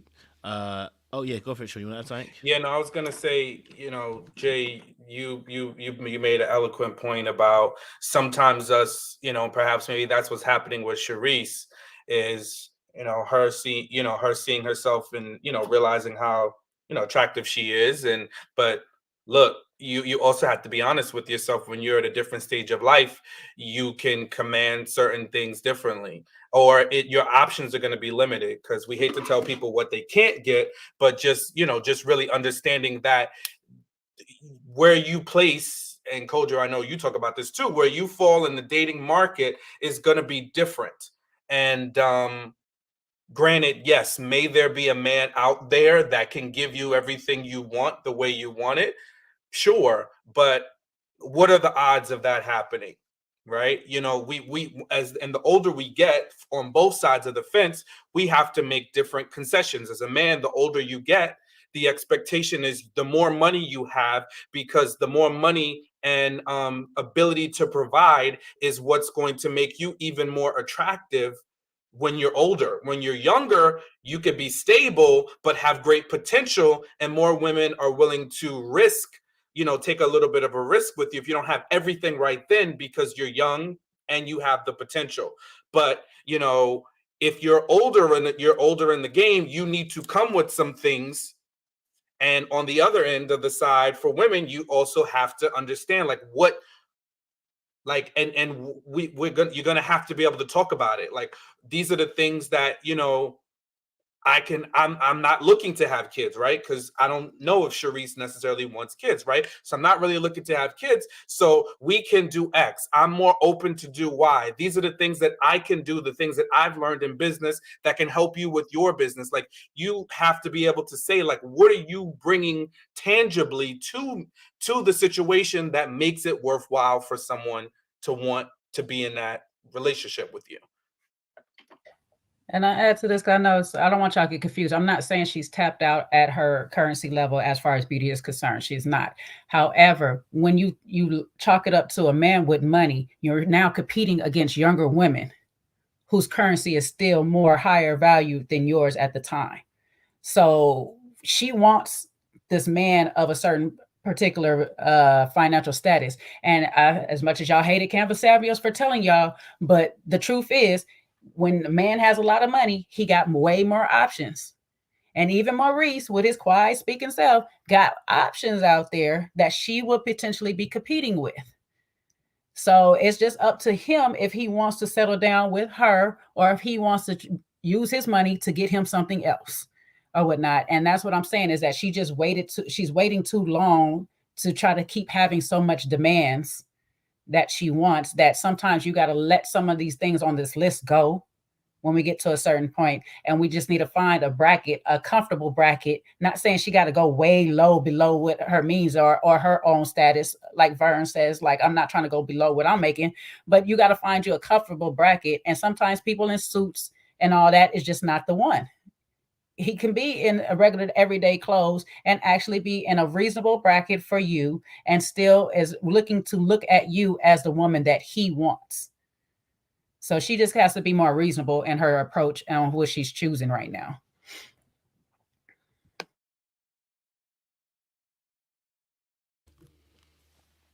Yeah, and I think with Sharice, I think her biggest issue is that she actually is kind of pretty. I can't lie to you. Like, I have a particular type. It's not my type, but she is actually pretty, right? She's actually pretty for her age. She actually would be. She can draw these people in. What is her biggest problem? Is that she can't keep them because the maintenance requires a certain level of awareness and emotional intelligence. It requires a certain level of niceness. Sharice is not nice. It just feels like sometimes Sharice is not nice. When I'm watching her, sometimes I'm like, you don't give me that you're even nice. You know what I mean? And I think to myself that, sometimes, I feel like sometimes Sharice be unkind at points. And you know what? I'll be honest with you. Money or no money, having an unkind spirit, no one wants that. No one wants to be around that. Nobody wants to consistently be in a place where they're defending themselves from unkindness. Now, of course, she's been more unkind, I guess, more to Zadia than actually, you know, anything else. But I just think to myself, if she could just have a level of humility, a level of respect, a level of kindness. Honestly, she is a stunning woman. It shouldn't be difficult, but because because that attitude is there, it's going to be harder to find that man that wants to settle down with her. She won't struggle for men to come in. She'll just struggle for keep men, and I think that's something that she needs to work on. As well with Sharice. And I totally get it. She says in the past she's been bullied and, etc., etc. So that plays a part. Then, baby, what you need to do is get yourself some therapy. Get yourself some therapy and heal so that you can come and you can actually start being kind. And what you'll realize is you get more people drawn to you. You get more people that want you. You get a better choice of options in the dating field because you actually don't narrow yourself out with your attitude. And so for me personally, if she can work on those things, those inequalities, she'll find that, you know what, dating might not be as difficult. It does not guarantee, but it might not be as difficult. But for me, like Maurice seems to give the energy that Maurice is now giving the energy that he's getting back. And that's usually how toxic relationships begin to start. You know what I mean? So yeah, for me personally, I look at that situation. I go, hey, baby, chill.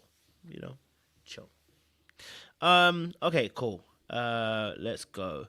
Last one couple is our last couple, shit, is Zadia and Cameron. Yes, Jay, you can go first. You want? I was just helping you. I thought you were stuck on the names. Oh yeah. Sorry, yeah. Zadia and Cameron. It finally came to me. So Zadia and Cameron, obviously, she went out on a date with Kirsten as well. It didn't really go as great as anything. But I think it wasn't Cameron. It was Ramon, isn't it? Sorry, apologies. Yeah, she Ramon. asked for Ramon back. And Cameron. She has Ramon and Cameron. Oh. That's madness. See, it's because it was last week, the last episode that we're not talking about because you cut us off and only made us do this week. So I got a shot. I'm gonna cut you off again. Okay, I'm gonna cut myself. Next time you talk, you're on episode 6, not 5. Keep going the way you're going on. You're going to turn up in Brazil next time. Someone's doorstep. But no. Talking obviously about come on, please behave yourself. The thing's not there. We go. Talking obviously about Zadia and Cameron, and they seem to be getting like a house on fire. And then she had a date with Ramon as well. Ramon tried a little thing. He tried to get a little Ramon tried to get a little touch my waist, touch my body, put it on it. And yeah, she said no. Pull up that track. Okay. All right. To the left. She just let him know, listen, I'm not gonna be touching you at all. So I think that let me know. I want to say this, listen, if you're a dude and a girl says to you, I'm not touching you, yeah. When that date finishes, leave. Yeah, don't pay. Listen, let her pay. We've seen that in play, right? You know how that goes when the don't touch me. Say less. Get your card out because clearly you want to be paying for yourself. You're not running down the alley. Not running down the alley. Not picking up the tab. Simple. Exactly. Not doing anything. Goodbye. Goodbye and good day. Don't touch me. That's it. So what's your thoughts to Zadia and Cameron? Talk to me. The one that she likes? No. Is Cameron the one with the cats? Cameron is with the hair. Oh, they're cute. I like them. The one that she get along with? Yeah. Yeah, they're cute. That's all you got to say? Nothing else? No, I like them. Okay. I'm hopeful for them. Okay. I hear you. The dude with the cats is weird. 17 cats. Yeah, I've said he was weird though before. I said other things too that I'll leave alone, but he's touched. God damn. Okay. Yeah. Jay, what's your thoughts? Zadia, Cameron, talk to me. Man, I could not take if that man was really serious about all these cats or if he was playing, because I know she kept trying to ask him a few times, and he like, man, I got all these cats, and I just like, are you really joking, sir? Like, please tell me you're joking, or are you running the shelter? Because it got to be one of the two. Okay, I'm like, it got to be one of the two. But I like the energy that Zadia has when she's with Cameron, and I'm not gonna say that she didn't have it with Ramon, because she kind of had it, but it's just light and easy whenever she's with Cameron. As soon as she mentions his name, she lights up. She looks forward to seeing him. And so I really do like her with him. I didn't understand why Ramon was back, but she said she had good conversation at the mixer with him. But I'm like, did you not talk to Vern? Did you not share any information with Vern about it? But sometimes, we got to find out for ourselves if, let me just see for myself. So she said he was tall and attractive, and that's what she liked. So she went on a date. It wasn't a bad date. She was really pleasant with him too, but it's just something about him is just off. So I was just like, I'm glad she went in the direction with Cameron and kept it going with him, because that actually brings the softer side of Zadia out. He actually does bring the softer side of Zadia out a whole lot. And you see her in a different light. And so I really do like him. Yeah, the Ramon guy, I don't know. I didn't care for him when he was on a date with Vern and stuff, because the stuff he was saying was wild then. Like, he didn't even know he should have listened to his mama about bring the flowers and this and that and the third. I'm like, so you didn't bring the flowers still, sir, again, sir? Okay. All right. We're still not listening to moms. Okay. We got some issues. But yeah, he's gone. We stuck with Cameron in the hair. So here we are. Listen, I just feel like Cameron, he can trim it up a little bit, tape it up a little, do something a little bit, and it draw more attention to his face, because he got a really nice face and some cute little dimples going on. So I'm like, he's not a bad looking guy. I like his swag overall. He on his Jay-Z time, whatever Jay-Z got on his head. Oh yeah. Cameron went up, when you got it like that, you could have whatever you want on your head. That's how you feel, I guess. Well, he doing a damn thing with his pharmaceutical self. So go ahead, buddy. Yeah. Cameron's a catch. I like him. Sean, any thoughts on the Zadia and Cameron situation? Yeah, I'm not gonna hate on his hair, because I'm follically challenged, so or my hair grows from my beard, so that's all I got. At least my beard connects, I got a full connection going on. Hey, so I got God gonna give you some. A win is a win, right? You got to get your wins wherever you can, baby. If I was bald and my beard didn't connect, I might have to consider flying over to Turkey. What you be looking like? You be looking like your toe? And give me some of that hair from the sides and transplant it to the front. You know what I'm saying? But thank God he blessed me with a beard connect. Jay, he didn't hear what I said. And I'm ignoring it. I heard part of it, but I'm gonna ignore it. I'm definitely gonna ignore it. Not you ignoring me. It wasn't going nowhere. So look, I think this is about the softest we're gonna get from Zadia. So I think she's at her soft bandwidth. So, I think she needs to stick with Cameron and stop slapping his hand, and just be a little nicer. Come on, just be a little, just a touch more nicer, Zadia. You're doing so well. Just be a little bit more nicer to the guy. She just, I'm bossy. That's the soundtrack I hear in the background whenever she's, out on her dates. So I just want a little bit more softness. When she smiles and lights up, that is that's the best that we see in her. And it seems like they have some good chemistry. So I'm rooting for them. I definitely am. Trey trying to figure out how he get the stamp of approval from Jay and I for being a normal guy with some funds in a normal disposition. That's how. He's a nice, consistent guy, handsome. I agree. I'm not a fan of the hair, but I ain't gotta like it. He seems like a good guy. It's just certain angles and stuff. On certain camera angles, it hits you wrong. I think straightforward is fine. when we come from the side, I'm like, hey, something about it.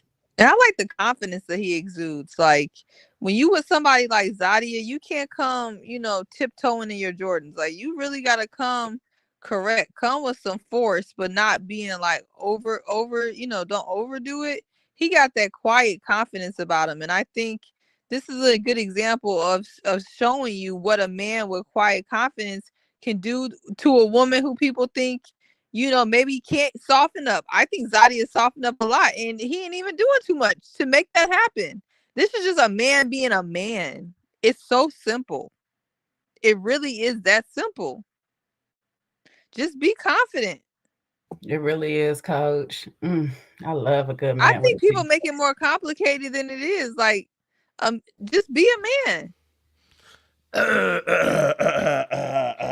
Just be a Seaway man. to aisle 49, please. Not- Seaway not- to aisle 49. There's a spillage on there. And Seaway. then I think my husband Spillage sent me on aisle Pinocchio's 49. nose, so I don't know what's going on. Not the husband. Yeah, because your what you nose. talking about? Listen, don't get fooled because in the beginning Zadia's playing nice and she isn't being combative or not being difficult or not being in a masculine energy. It's there, okay? It don't matter. It's there, okay? And him being as a man as whatever, it's not now. See that behavior that we're talking about always pops up when people are comfortable. Right now, we ain't comfortable. We gonna get comfortable when we're in a relationship, and when you get comfortable, and the very things that you haven't dealt with, that are your normal set of behaviors, that's when they start to come out. So I'm not saying that that we being a man, not even being a man, being a masculine man doesn't promote more softness from a woman, but you're already there. You already are trying to beat. You already have some softness about you. You already have soft behavior about you. So I'm gonna be real with you. Don't put us on the men. Don't put us on us about if we can be we can be masculine, then it's gonna happen. No. It gonna come out. It gonna come out because no matter how good he is, it's gonna come out because it's a natural set of behaviors, and that's the problem with it. So I'm just saying, wait till he decides that he gonna do something that she don't like, and you gonna find out. Oh, I ain't saying it's gone 100%. I'm just saying I'm liking what I'm seeing right now. I ain't saying it ain't eradicated. I ain't saying that. Or is it chameleon? No, I think she's Chameleon, genuinely baby. is really in a soft era. I think she's in a soft mode right now. I think you putting a little bit on that. I don't know if she's in no soft era. I changed it to mode. She's on vacation. She's on vacation. She got vacation energy right now. That vacation energy ends as soon as you don't even get on as soon as you touch the airport to head back, that vacation energy ends. She's gonna be cussing you out as you go through customs. I told you. Yeah.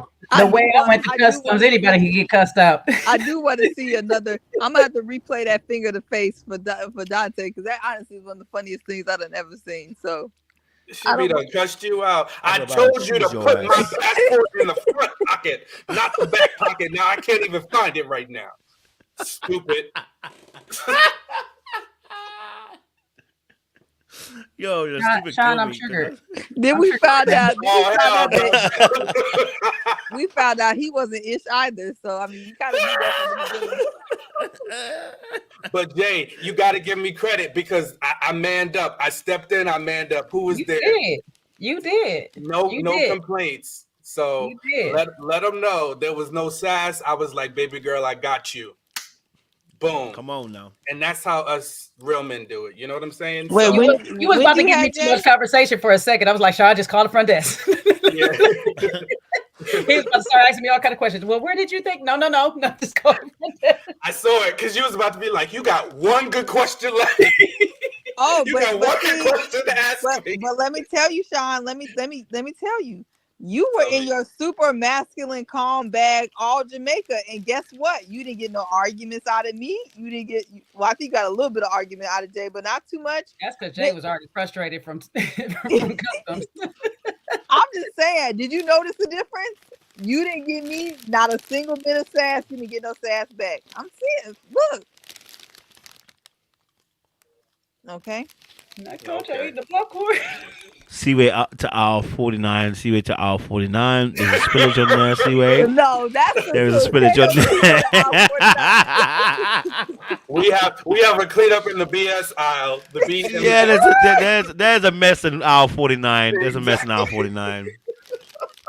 Go ahead and clean that up, Seaway. Look, Sean was not only regulating his emotions, but everybody else's. I'm proud of him. This is different. It's different. Thanks. Thanks. She's always gonna hit me with the uppercut. Meanwhile, my ass and you. ma'am. But Jay and I crashed it out. down. It's Sean the calm one. That's a different situation. Sean is Gotta over love here it. like, everybody just calm down. Calm. Let's talk about this rashly. Oh, gracious. Not a little. Sandria said I had a little grown man energy. I'm telling you, y'all know how to give a non-compliment compliment. Listen, They Sean be said, doing you dirty, bro. Exactly. Compliments. Sean said Like after you a the demigod. Friday night debacle, he was not about to have any bad energy for the rest of the trip, child. It's my birthday, and y'all niggas ain't gonna play on my birthday. Exactly. that was Shut it that down, kind of man. Shut it down, man. You're here, but I need you to be here. Right. Exactly. This Sean ain't was how not you playing. start my new year. I've been complimenting Sean for weeks. It's been a week since. I don't know if it's been a whole week. We barely getting to the day we all met. This the first day we all met. Oh yeah, wow. It's like training day. Feels like a week. Man. Since you've been gone. Good times, man. God. Good times. Good times, yeah. But wait, going back to it, who was the one that had them? I saw them in the chat. I remember it. Who had 17 cats? It was supposed to be Ramon. Ramon, yeah. But he didn't actually have 17 cats. He was feeding the homeless He's cats. feeding the stray Feeding the strays. You know what I mean? I fed a stray once. It came back for 3 or 4 days. And I didn't feed it. Start bringing friends too. We know you and strays have a I past. fed a stray once and look at him now. Look at him now. Can't take it. I can't get rid of him. Kojo's Sir, was sir, circling. Sir, you're done. That's why I'm allergic You're to done. cats. I don't play with cats. Anyways, allergic to cats. I really am for good You're reason. allergic to cats. Yeah, Kojo fed a stray too. Kojo fed a stray. Hey. What y'all not gonna do is play on Uno my name, reverse. okay? Uno reverse, please. Kojo be stroking that kitty boy. Kitty was like, I'm not a stray no more. I found a home today. And the benediction. Kitty said the stray no more. That's what you heard. I got a home now.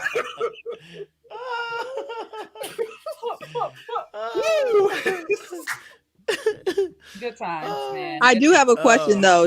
I want to yes. ask the audience something before, so we can get off of the subject we're currently on. So, just a quick question, because we were talking about this as a panel. I want to know you guys' thoughts, the audience. Would you guys show up next year if we did something where, like, you know, we had eligible men, maybe some. Maybe some ready to love folks that aren't completely tragic, that are not tragic. Some ready to love men faves that actually are not problematic, and some other eligible men. So not only to sit down and have like conversations where you can talk to them, not just talking at you, but talk, kind of talk things out in concepts, and then have like a kind of speed dating component as well. Like, I want to do both of those things, and I think it would be really fun, but I want to see, like a mixer, but also with our kind of style conversation, maybe just in smaller groups as well. I'm dead. Not ready. No, not just ready to love. Not just ready to love. I was just saying, just maybe some of them. Maybe. Yeah, listen, they said I know they would be. Y'all we down for that? A little mixer, a little vibe, a little down to have conversations. I think it'd be cool. I think it'd be a vibe. You know. No, Also gonna be out in of the No, it'll country. be in the country. Y'all not We're about to not. I It'd be don't in the know when. country. no. After our shenanigans, I don't know when the crap we're going out of the country again. It will not be out I the think country. not. Currently banned in a couple of countries. Yeah. If we're in the country, if we're going out of the country, it's the core four. Yes. It's the core four. The core four. That's we just fine. move how we move. Yeah. But like a But show, no, show in this would America be would in be the fun. country. Yeah. A show I'm in the just trying country to would be figure out fun. which of these men is not problematic that Seaway know. There isn't any. I mean, Including that's the myself. thing. Like, I wouldn't do it, or I wouldn't want to do it unless like I can verify that these are like some either like marriage minded, seriously relationship minded men. Because I think there's a lot of men now on the internet that pander to women that really are not trying to settle down themselves. So if you're not, I don't really want to hear like your opinion as far as, I mean, not you, Kojo, you're an exception, but like everybody else, like if you're really not trying to settle down, like you're not who people need to hear from in this part, that I'm thinking of. So I think that would be the key, vetting these men. The good luck is right.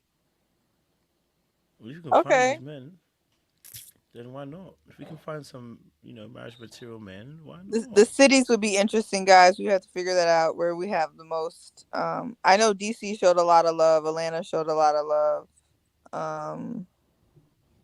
Not getting new men, Lord Jesus. Yikes. Yeah, I know I mentioned to you before, Kojo Winter said she wanted to do something like a speed dating thing. So yeah, maybe we could. That's true. Yeah, that's very true. Pull that all together, and we love DC. That's like our second home. Little bit. That's your second home. I love a little DC. A little bit of Houston was also cool as well. Well, I love it between Houston. Seaway still has PTSD from the last time we were for in Houston. Still my calling ground. I swear, I only had one good time in Houston, and that was still room. I mean, not in Houston. I'm not dealing with you because you only have a good time. No. Jay, Before you start, I meant DC. I meant DC. I had a fantastic time in Houston. I had a fantastic like to start time. every trip of I didn't have a good time there, so no. It ain't Chicago. You can't be trusted, man. You can't be trusted. Seaway and with it. But you had a good time in DC the last time we were there, no? I did. Just this July. I did. Fully from beginning to end, no disruptions, right? No, yeah, I think so. Yeah, so there you go. We make And it DC moments the in other memory. time, DC the other time was fine until the end. Until it wasn't. Yeah, until it wasn't. And I had to hear about it for a whole year. And it ain't over. Exactly. And I'm still dealing with my trauma. Okay. Lord have mercy. You like Seaway and Jay gonna get over this stuff at some point. I don't know. I don't know. I'm so lost. But yeah, Atlanta was fun. Atlanta was fun too. But we definitely can't get no dudes from Atlanta, so that's ruled out. We have to ship them in. Wow, how you gonna disrespect Atlanta, man? I'm just saying. There's good, sensible, straight Atlanta men. You saying that the first season still? You don't think nobody in from the first season? Kesha, I want Chicago too, but where is Edwin? But Kojo's funny acting. We need to find Edwin. Yeah, where is Edwin? Is a guy. Yeah, we need to find him. Where is he at? He must be in a relationship why he ain't been able to be found. He's probably there. We gotta get Mr. Sampson on there. Oh Lord, you said good people. Yes, Mr. Sampson is an eligible candidate. Y'all crazy and wildin'. Wait, I thought Mr. Sampson was in a relationship. He out of that already? Is he in a relationship? I thought he was for a second. Yeah, Maybe he out. Yeah. Maybe somebody hit his DMs and ask him. I don't know. All right. What's the risk? Nah, Kiki, you gonna get blocked for that. You get blocked. You gonna get red? You want red, mama? We get red for you, baby. You know he worldwide known. You know, everybody know red, so we can get her. Wait, so we finished Ready to Love? Have we finished it? It's on my throat. Sorry. I Unless think you that's want it, to isn't talk it? about Captain? Uh-oh. which What's going on with you, Kojo? Oh, No, sorry, do we popcorn in my throat. anything else left on the Zadia Yeah, Sharice situation. Sharice debate that they had? We haven't discussed that. So if anybody wants to say anything about it, personally, I think that Sharice tried to flip the script and act like she was being all big and accountable when she had the opportunity to do it the episode before. So I didn't see it. I was wondering why she tried to flip the script on Zadia, to be honest. And I felt like Zadia was in the right remit to to ask a question and say, hey, not even ask a question, to let her know, hey, some things hurt me, some labels that you said, I don't feel they stuck with me. I think that's fair to say. And once again, Sharice shut it down a second time. I don't like the way that Sharice has been dealing with Zadia this past few episodes. I've not liked it at all. And I know she's been bullied before, Sharice.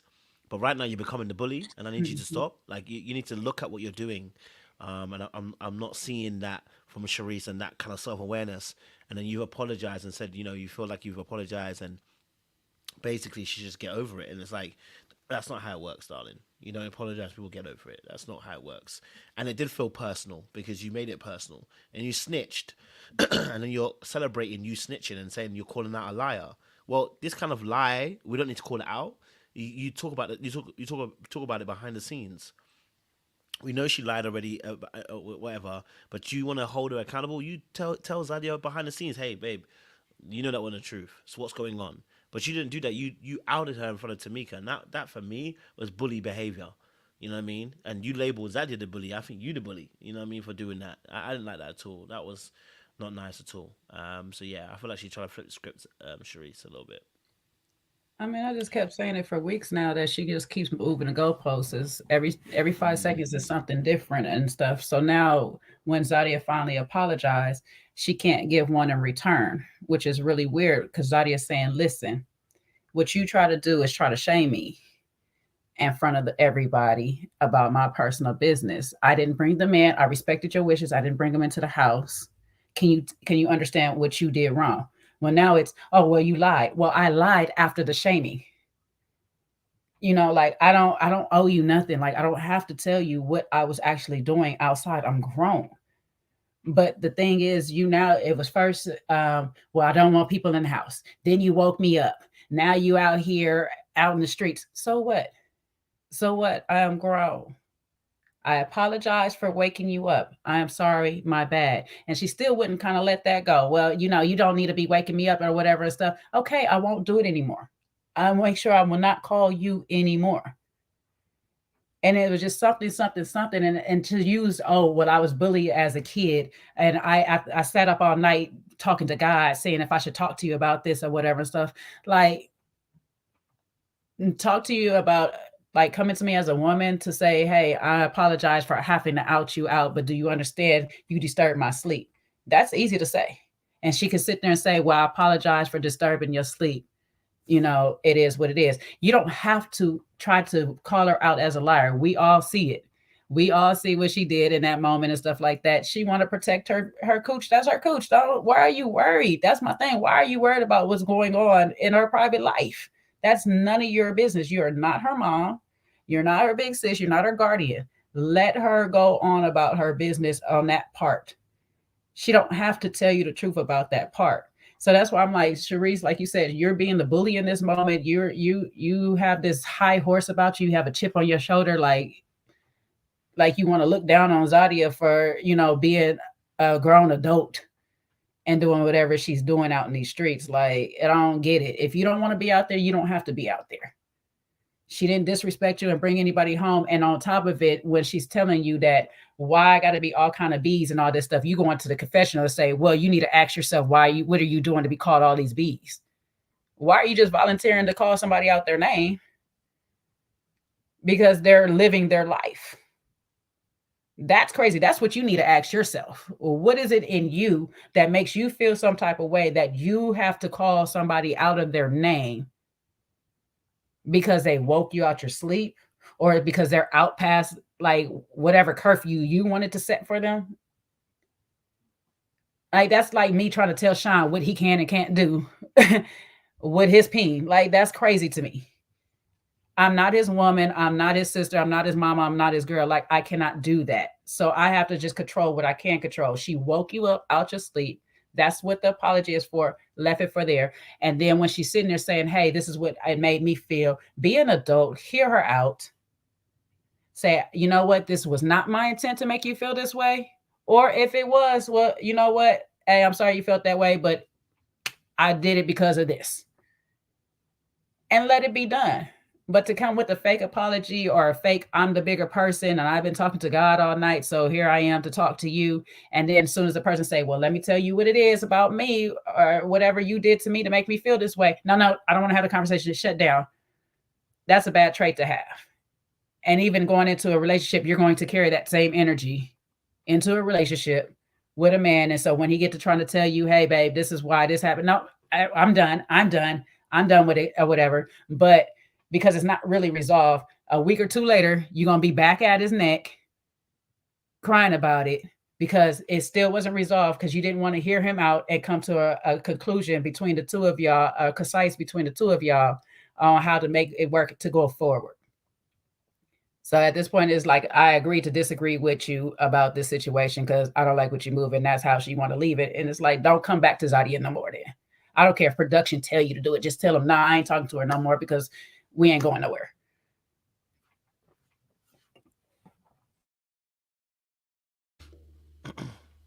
Any other thoughts on that? On the Zadia's Sharice beef, Sean or Sue? Yeah, I would just say, like, sometimes, and this is something I had to learn too. It's like, I say this often and I have learned to really live it. It's like, know when to hold them and when to fold them.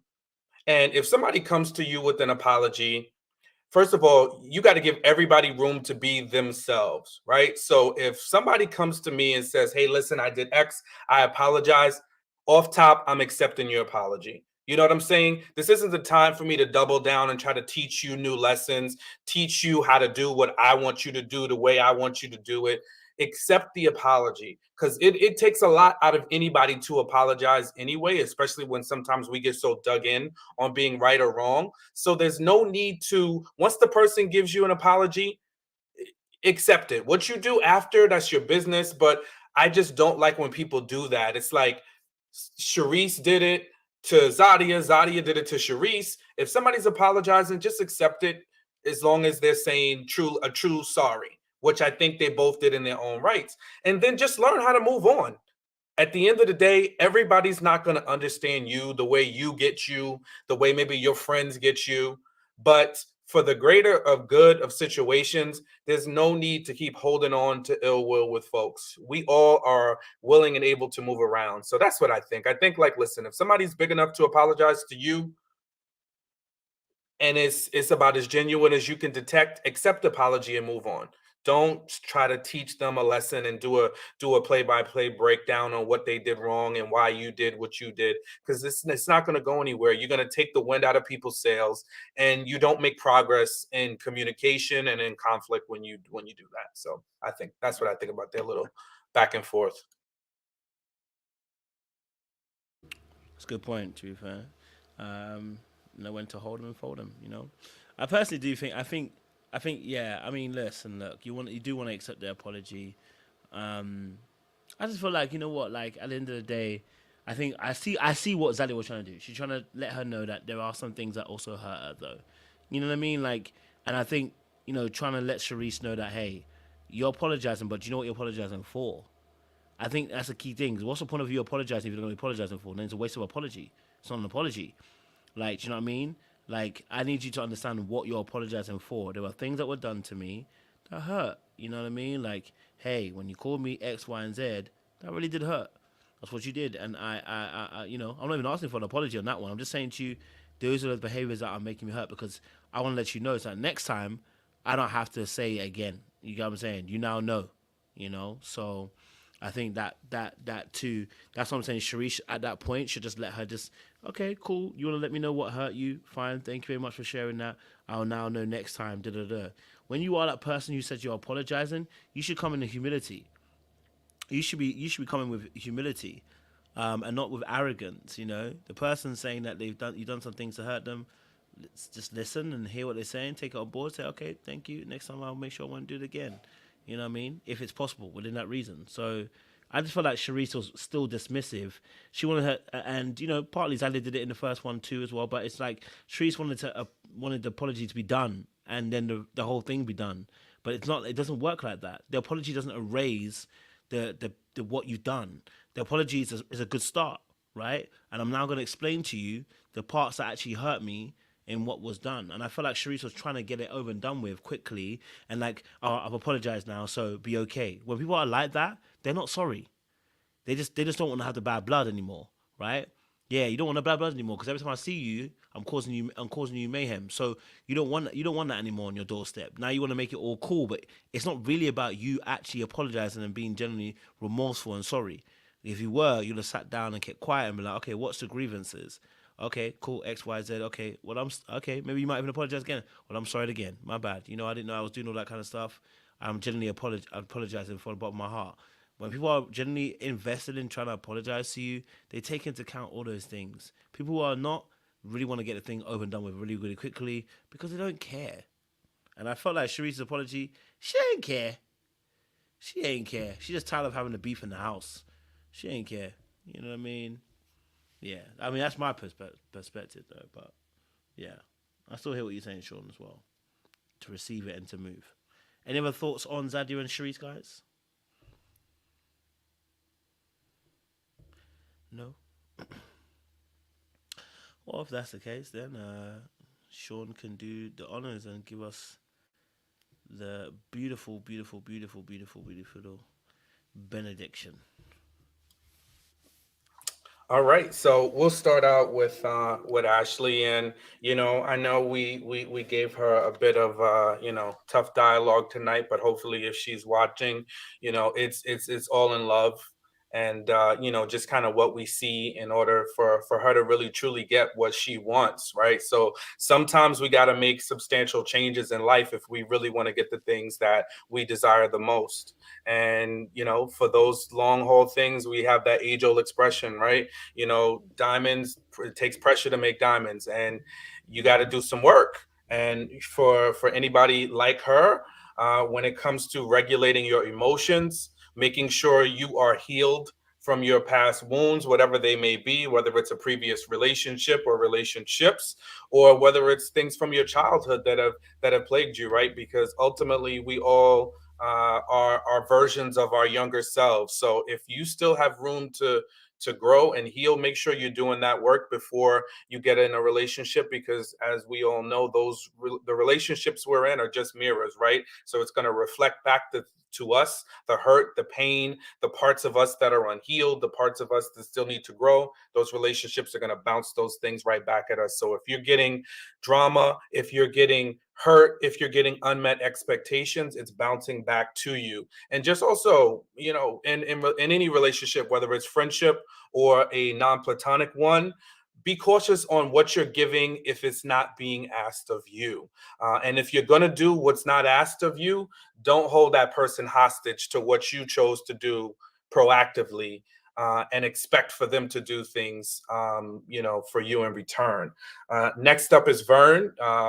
Sis seems to be making some progress. Just make sure, I think that's a lesson. Once we get to different parts of our healing journey, we can talk the talk, but the walk has to match. So if you're going to say one thing, make sure your actions line up, right? If you're making different choices, like Vern is saying she wants to do, she doesn't want to do the same things, but don't wind up with the same guy that's pushing you to do the things that you said you don't want to do, because then now that unfortunately puts you in a position where your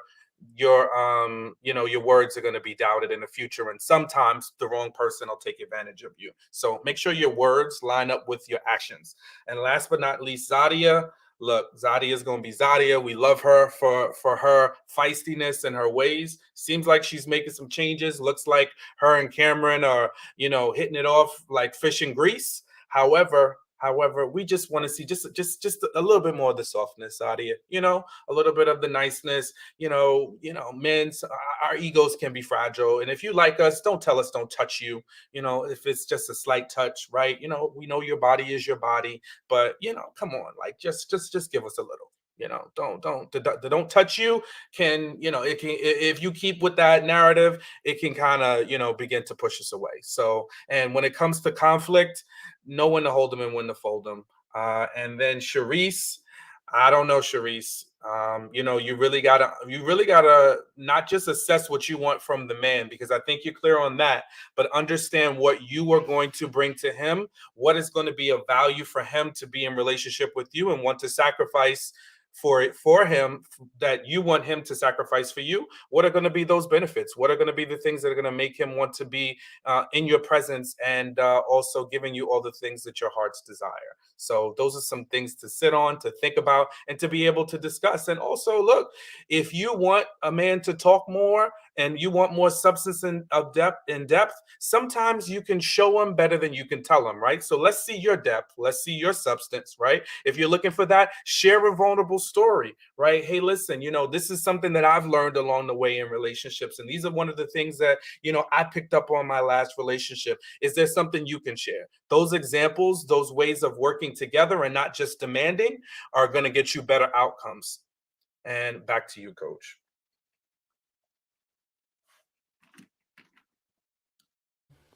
Thank you, Sean. Really, really appreciate that. And great benediction as always as well. Listen, audience, it's been amazing. It's been good chat, been good conversation. We'll be back tomorrow. There's a few different videos I got to drop as well. And I'm sure we'll get a live going for you guys as well. We've got Married at First Sight back Tuesday, so panels will be back next Thursday. Sorry, panels will be back for that as well. We'll get on that as well for you guys. So we're going to have some more. Some more conversations. With the UK panel, we're going to do blue therapy as well. So, sorry, not blue therapy, calculated couples. Apologies, different one. It's a different one that we're doing for UK. So we're going to do that as well, and break that down for you guys as well. All right. So a few things coming up this next week as well to get into. But I want to make sure you guys know, like, share, subscribe, click on the bell button for notification of uploads. And don't forget, you got to leave here with something.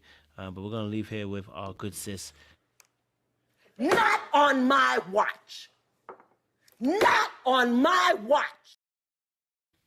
It's not on her watch, okay? I want to let you know. All right, it's not on her watch. Appreciate you guys. Stay locked, stay loaded. See you later. Be easy. Oh, look at this thing. It's taking long to exit. Well, baby. It said it does not want to end the stream. It said, no, we ain't going to end the stream. They said they want to know the tea. Cut the shit. They want to know what's going. Cut the shenanigans, but this doesn't want to end the stream. It doesn't want to end right now. That's it. The subscribers have spoken. They were like, we want to know what all happened in Jamaica. Well, we all signed NDAs.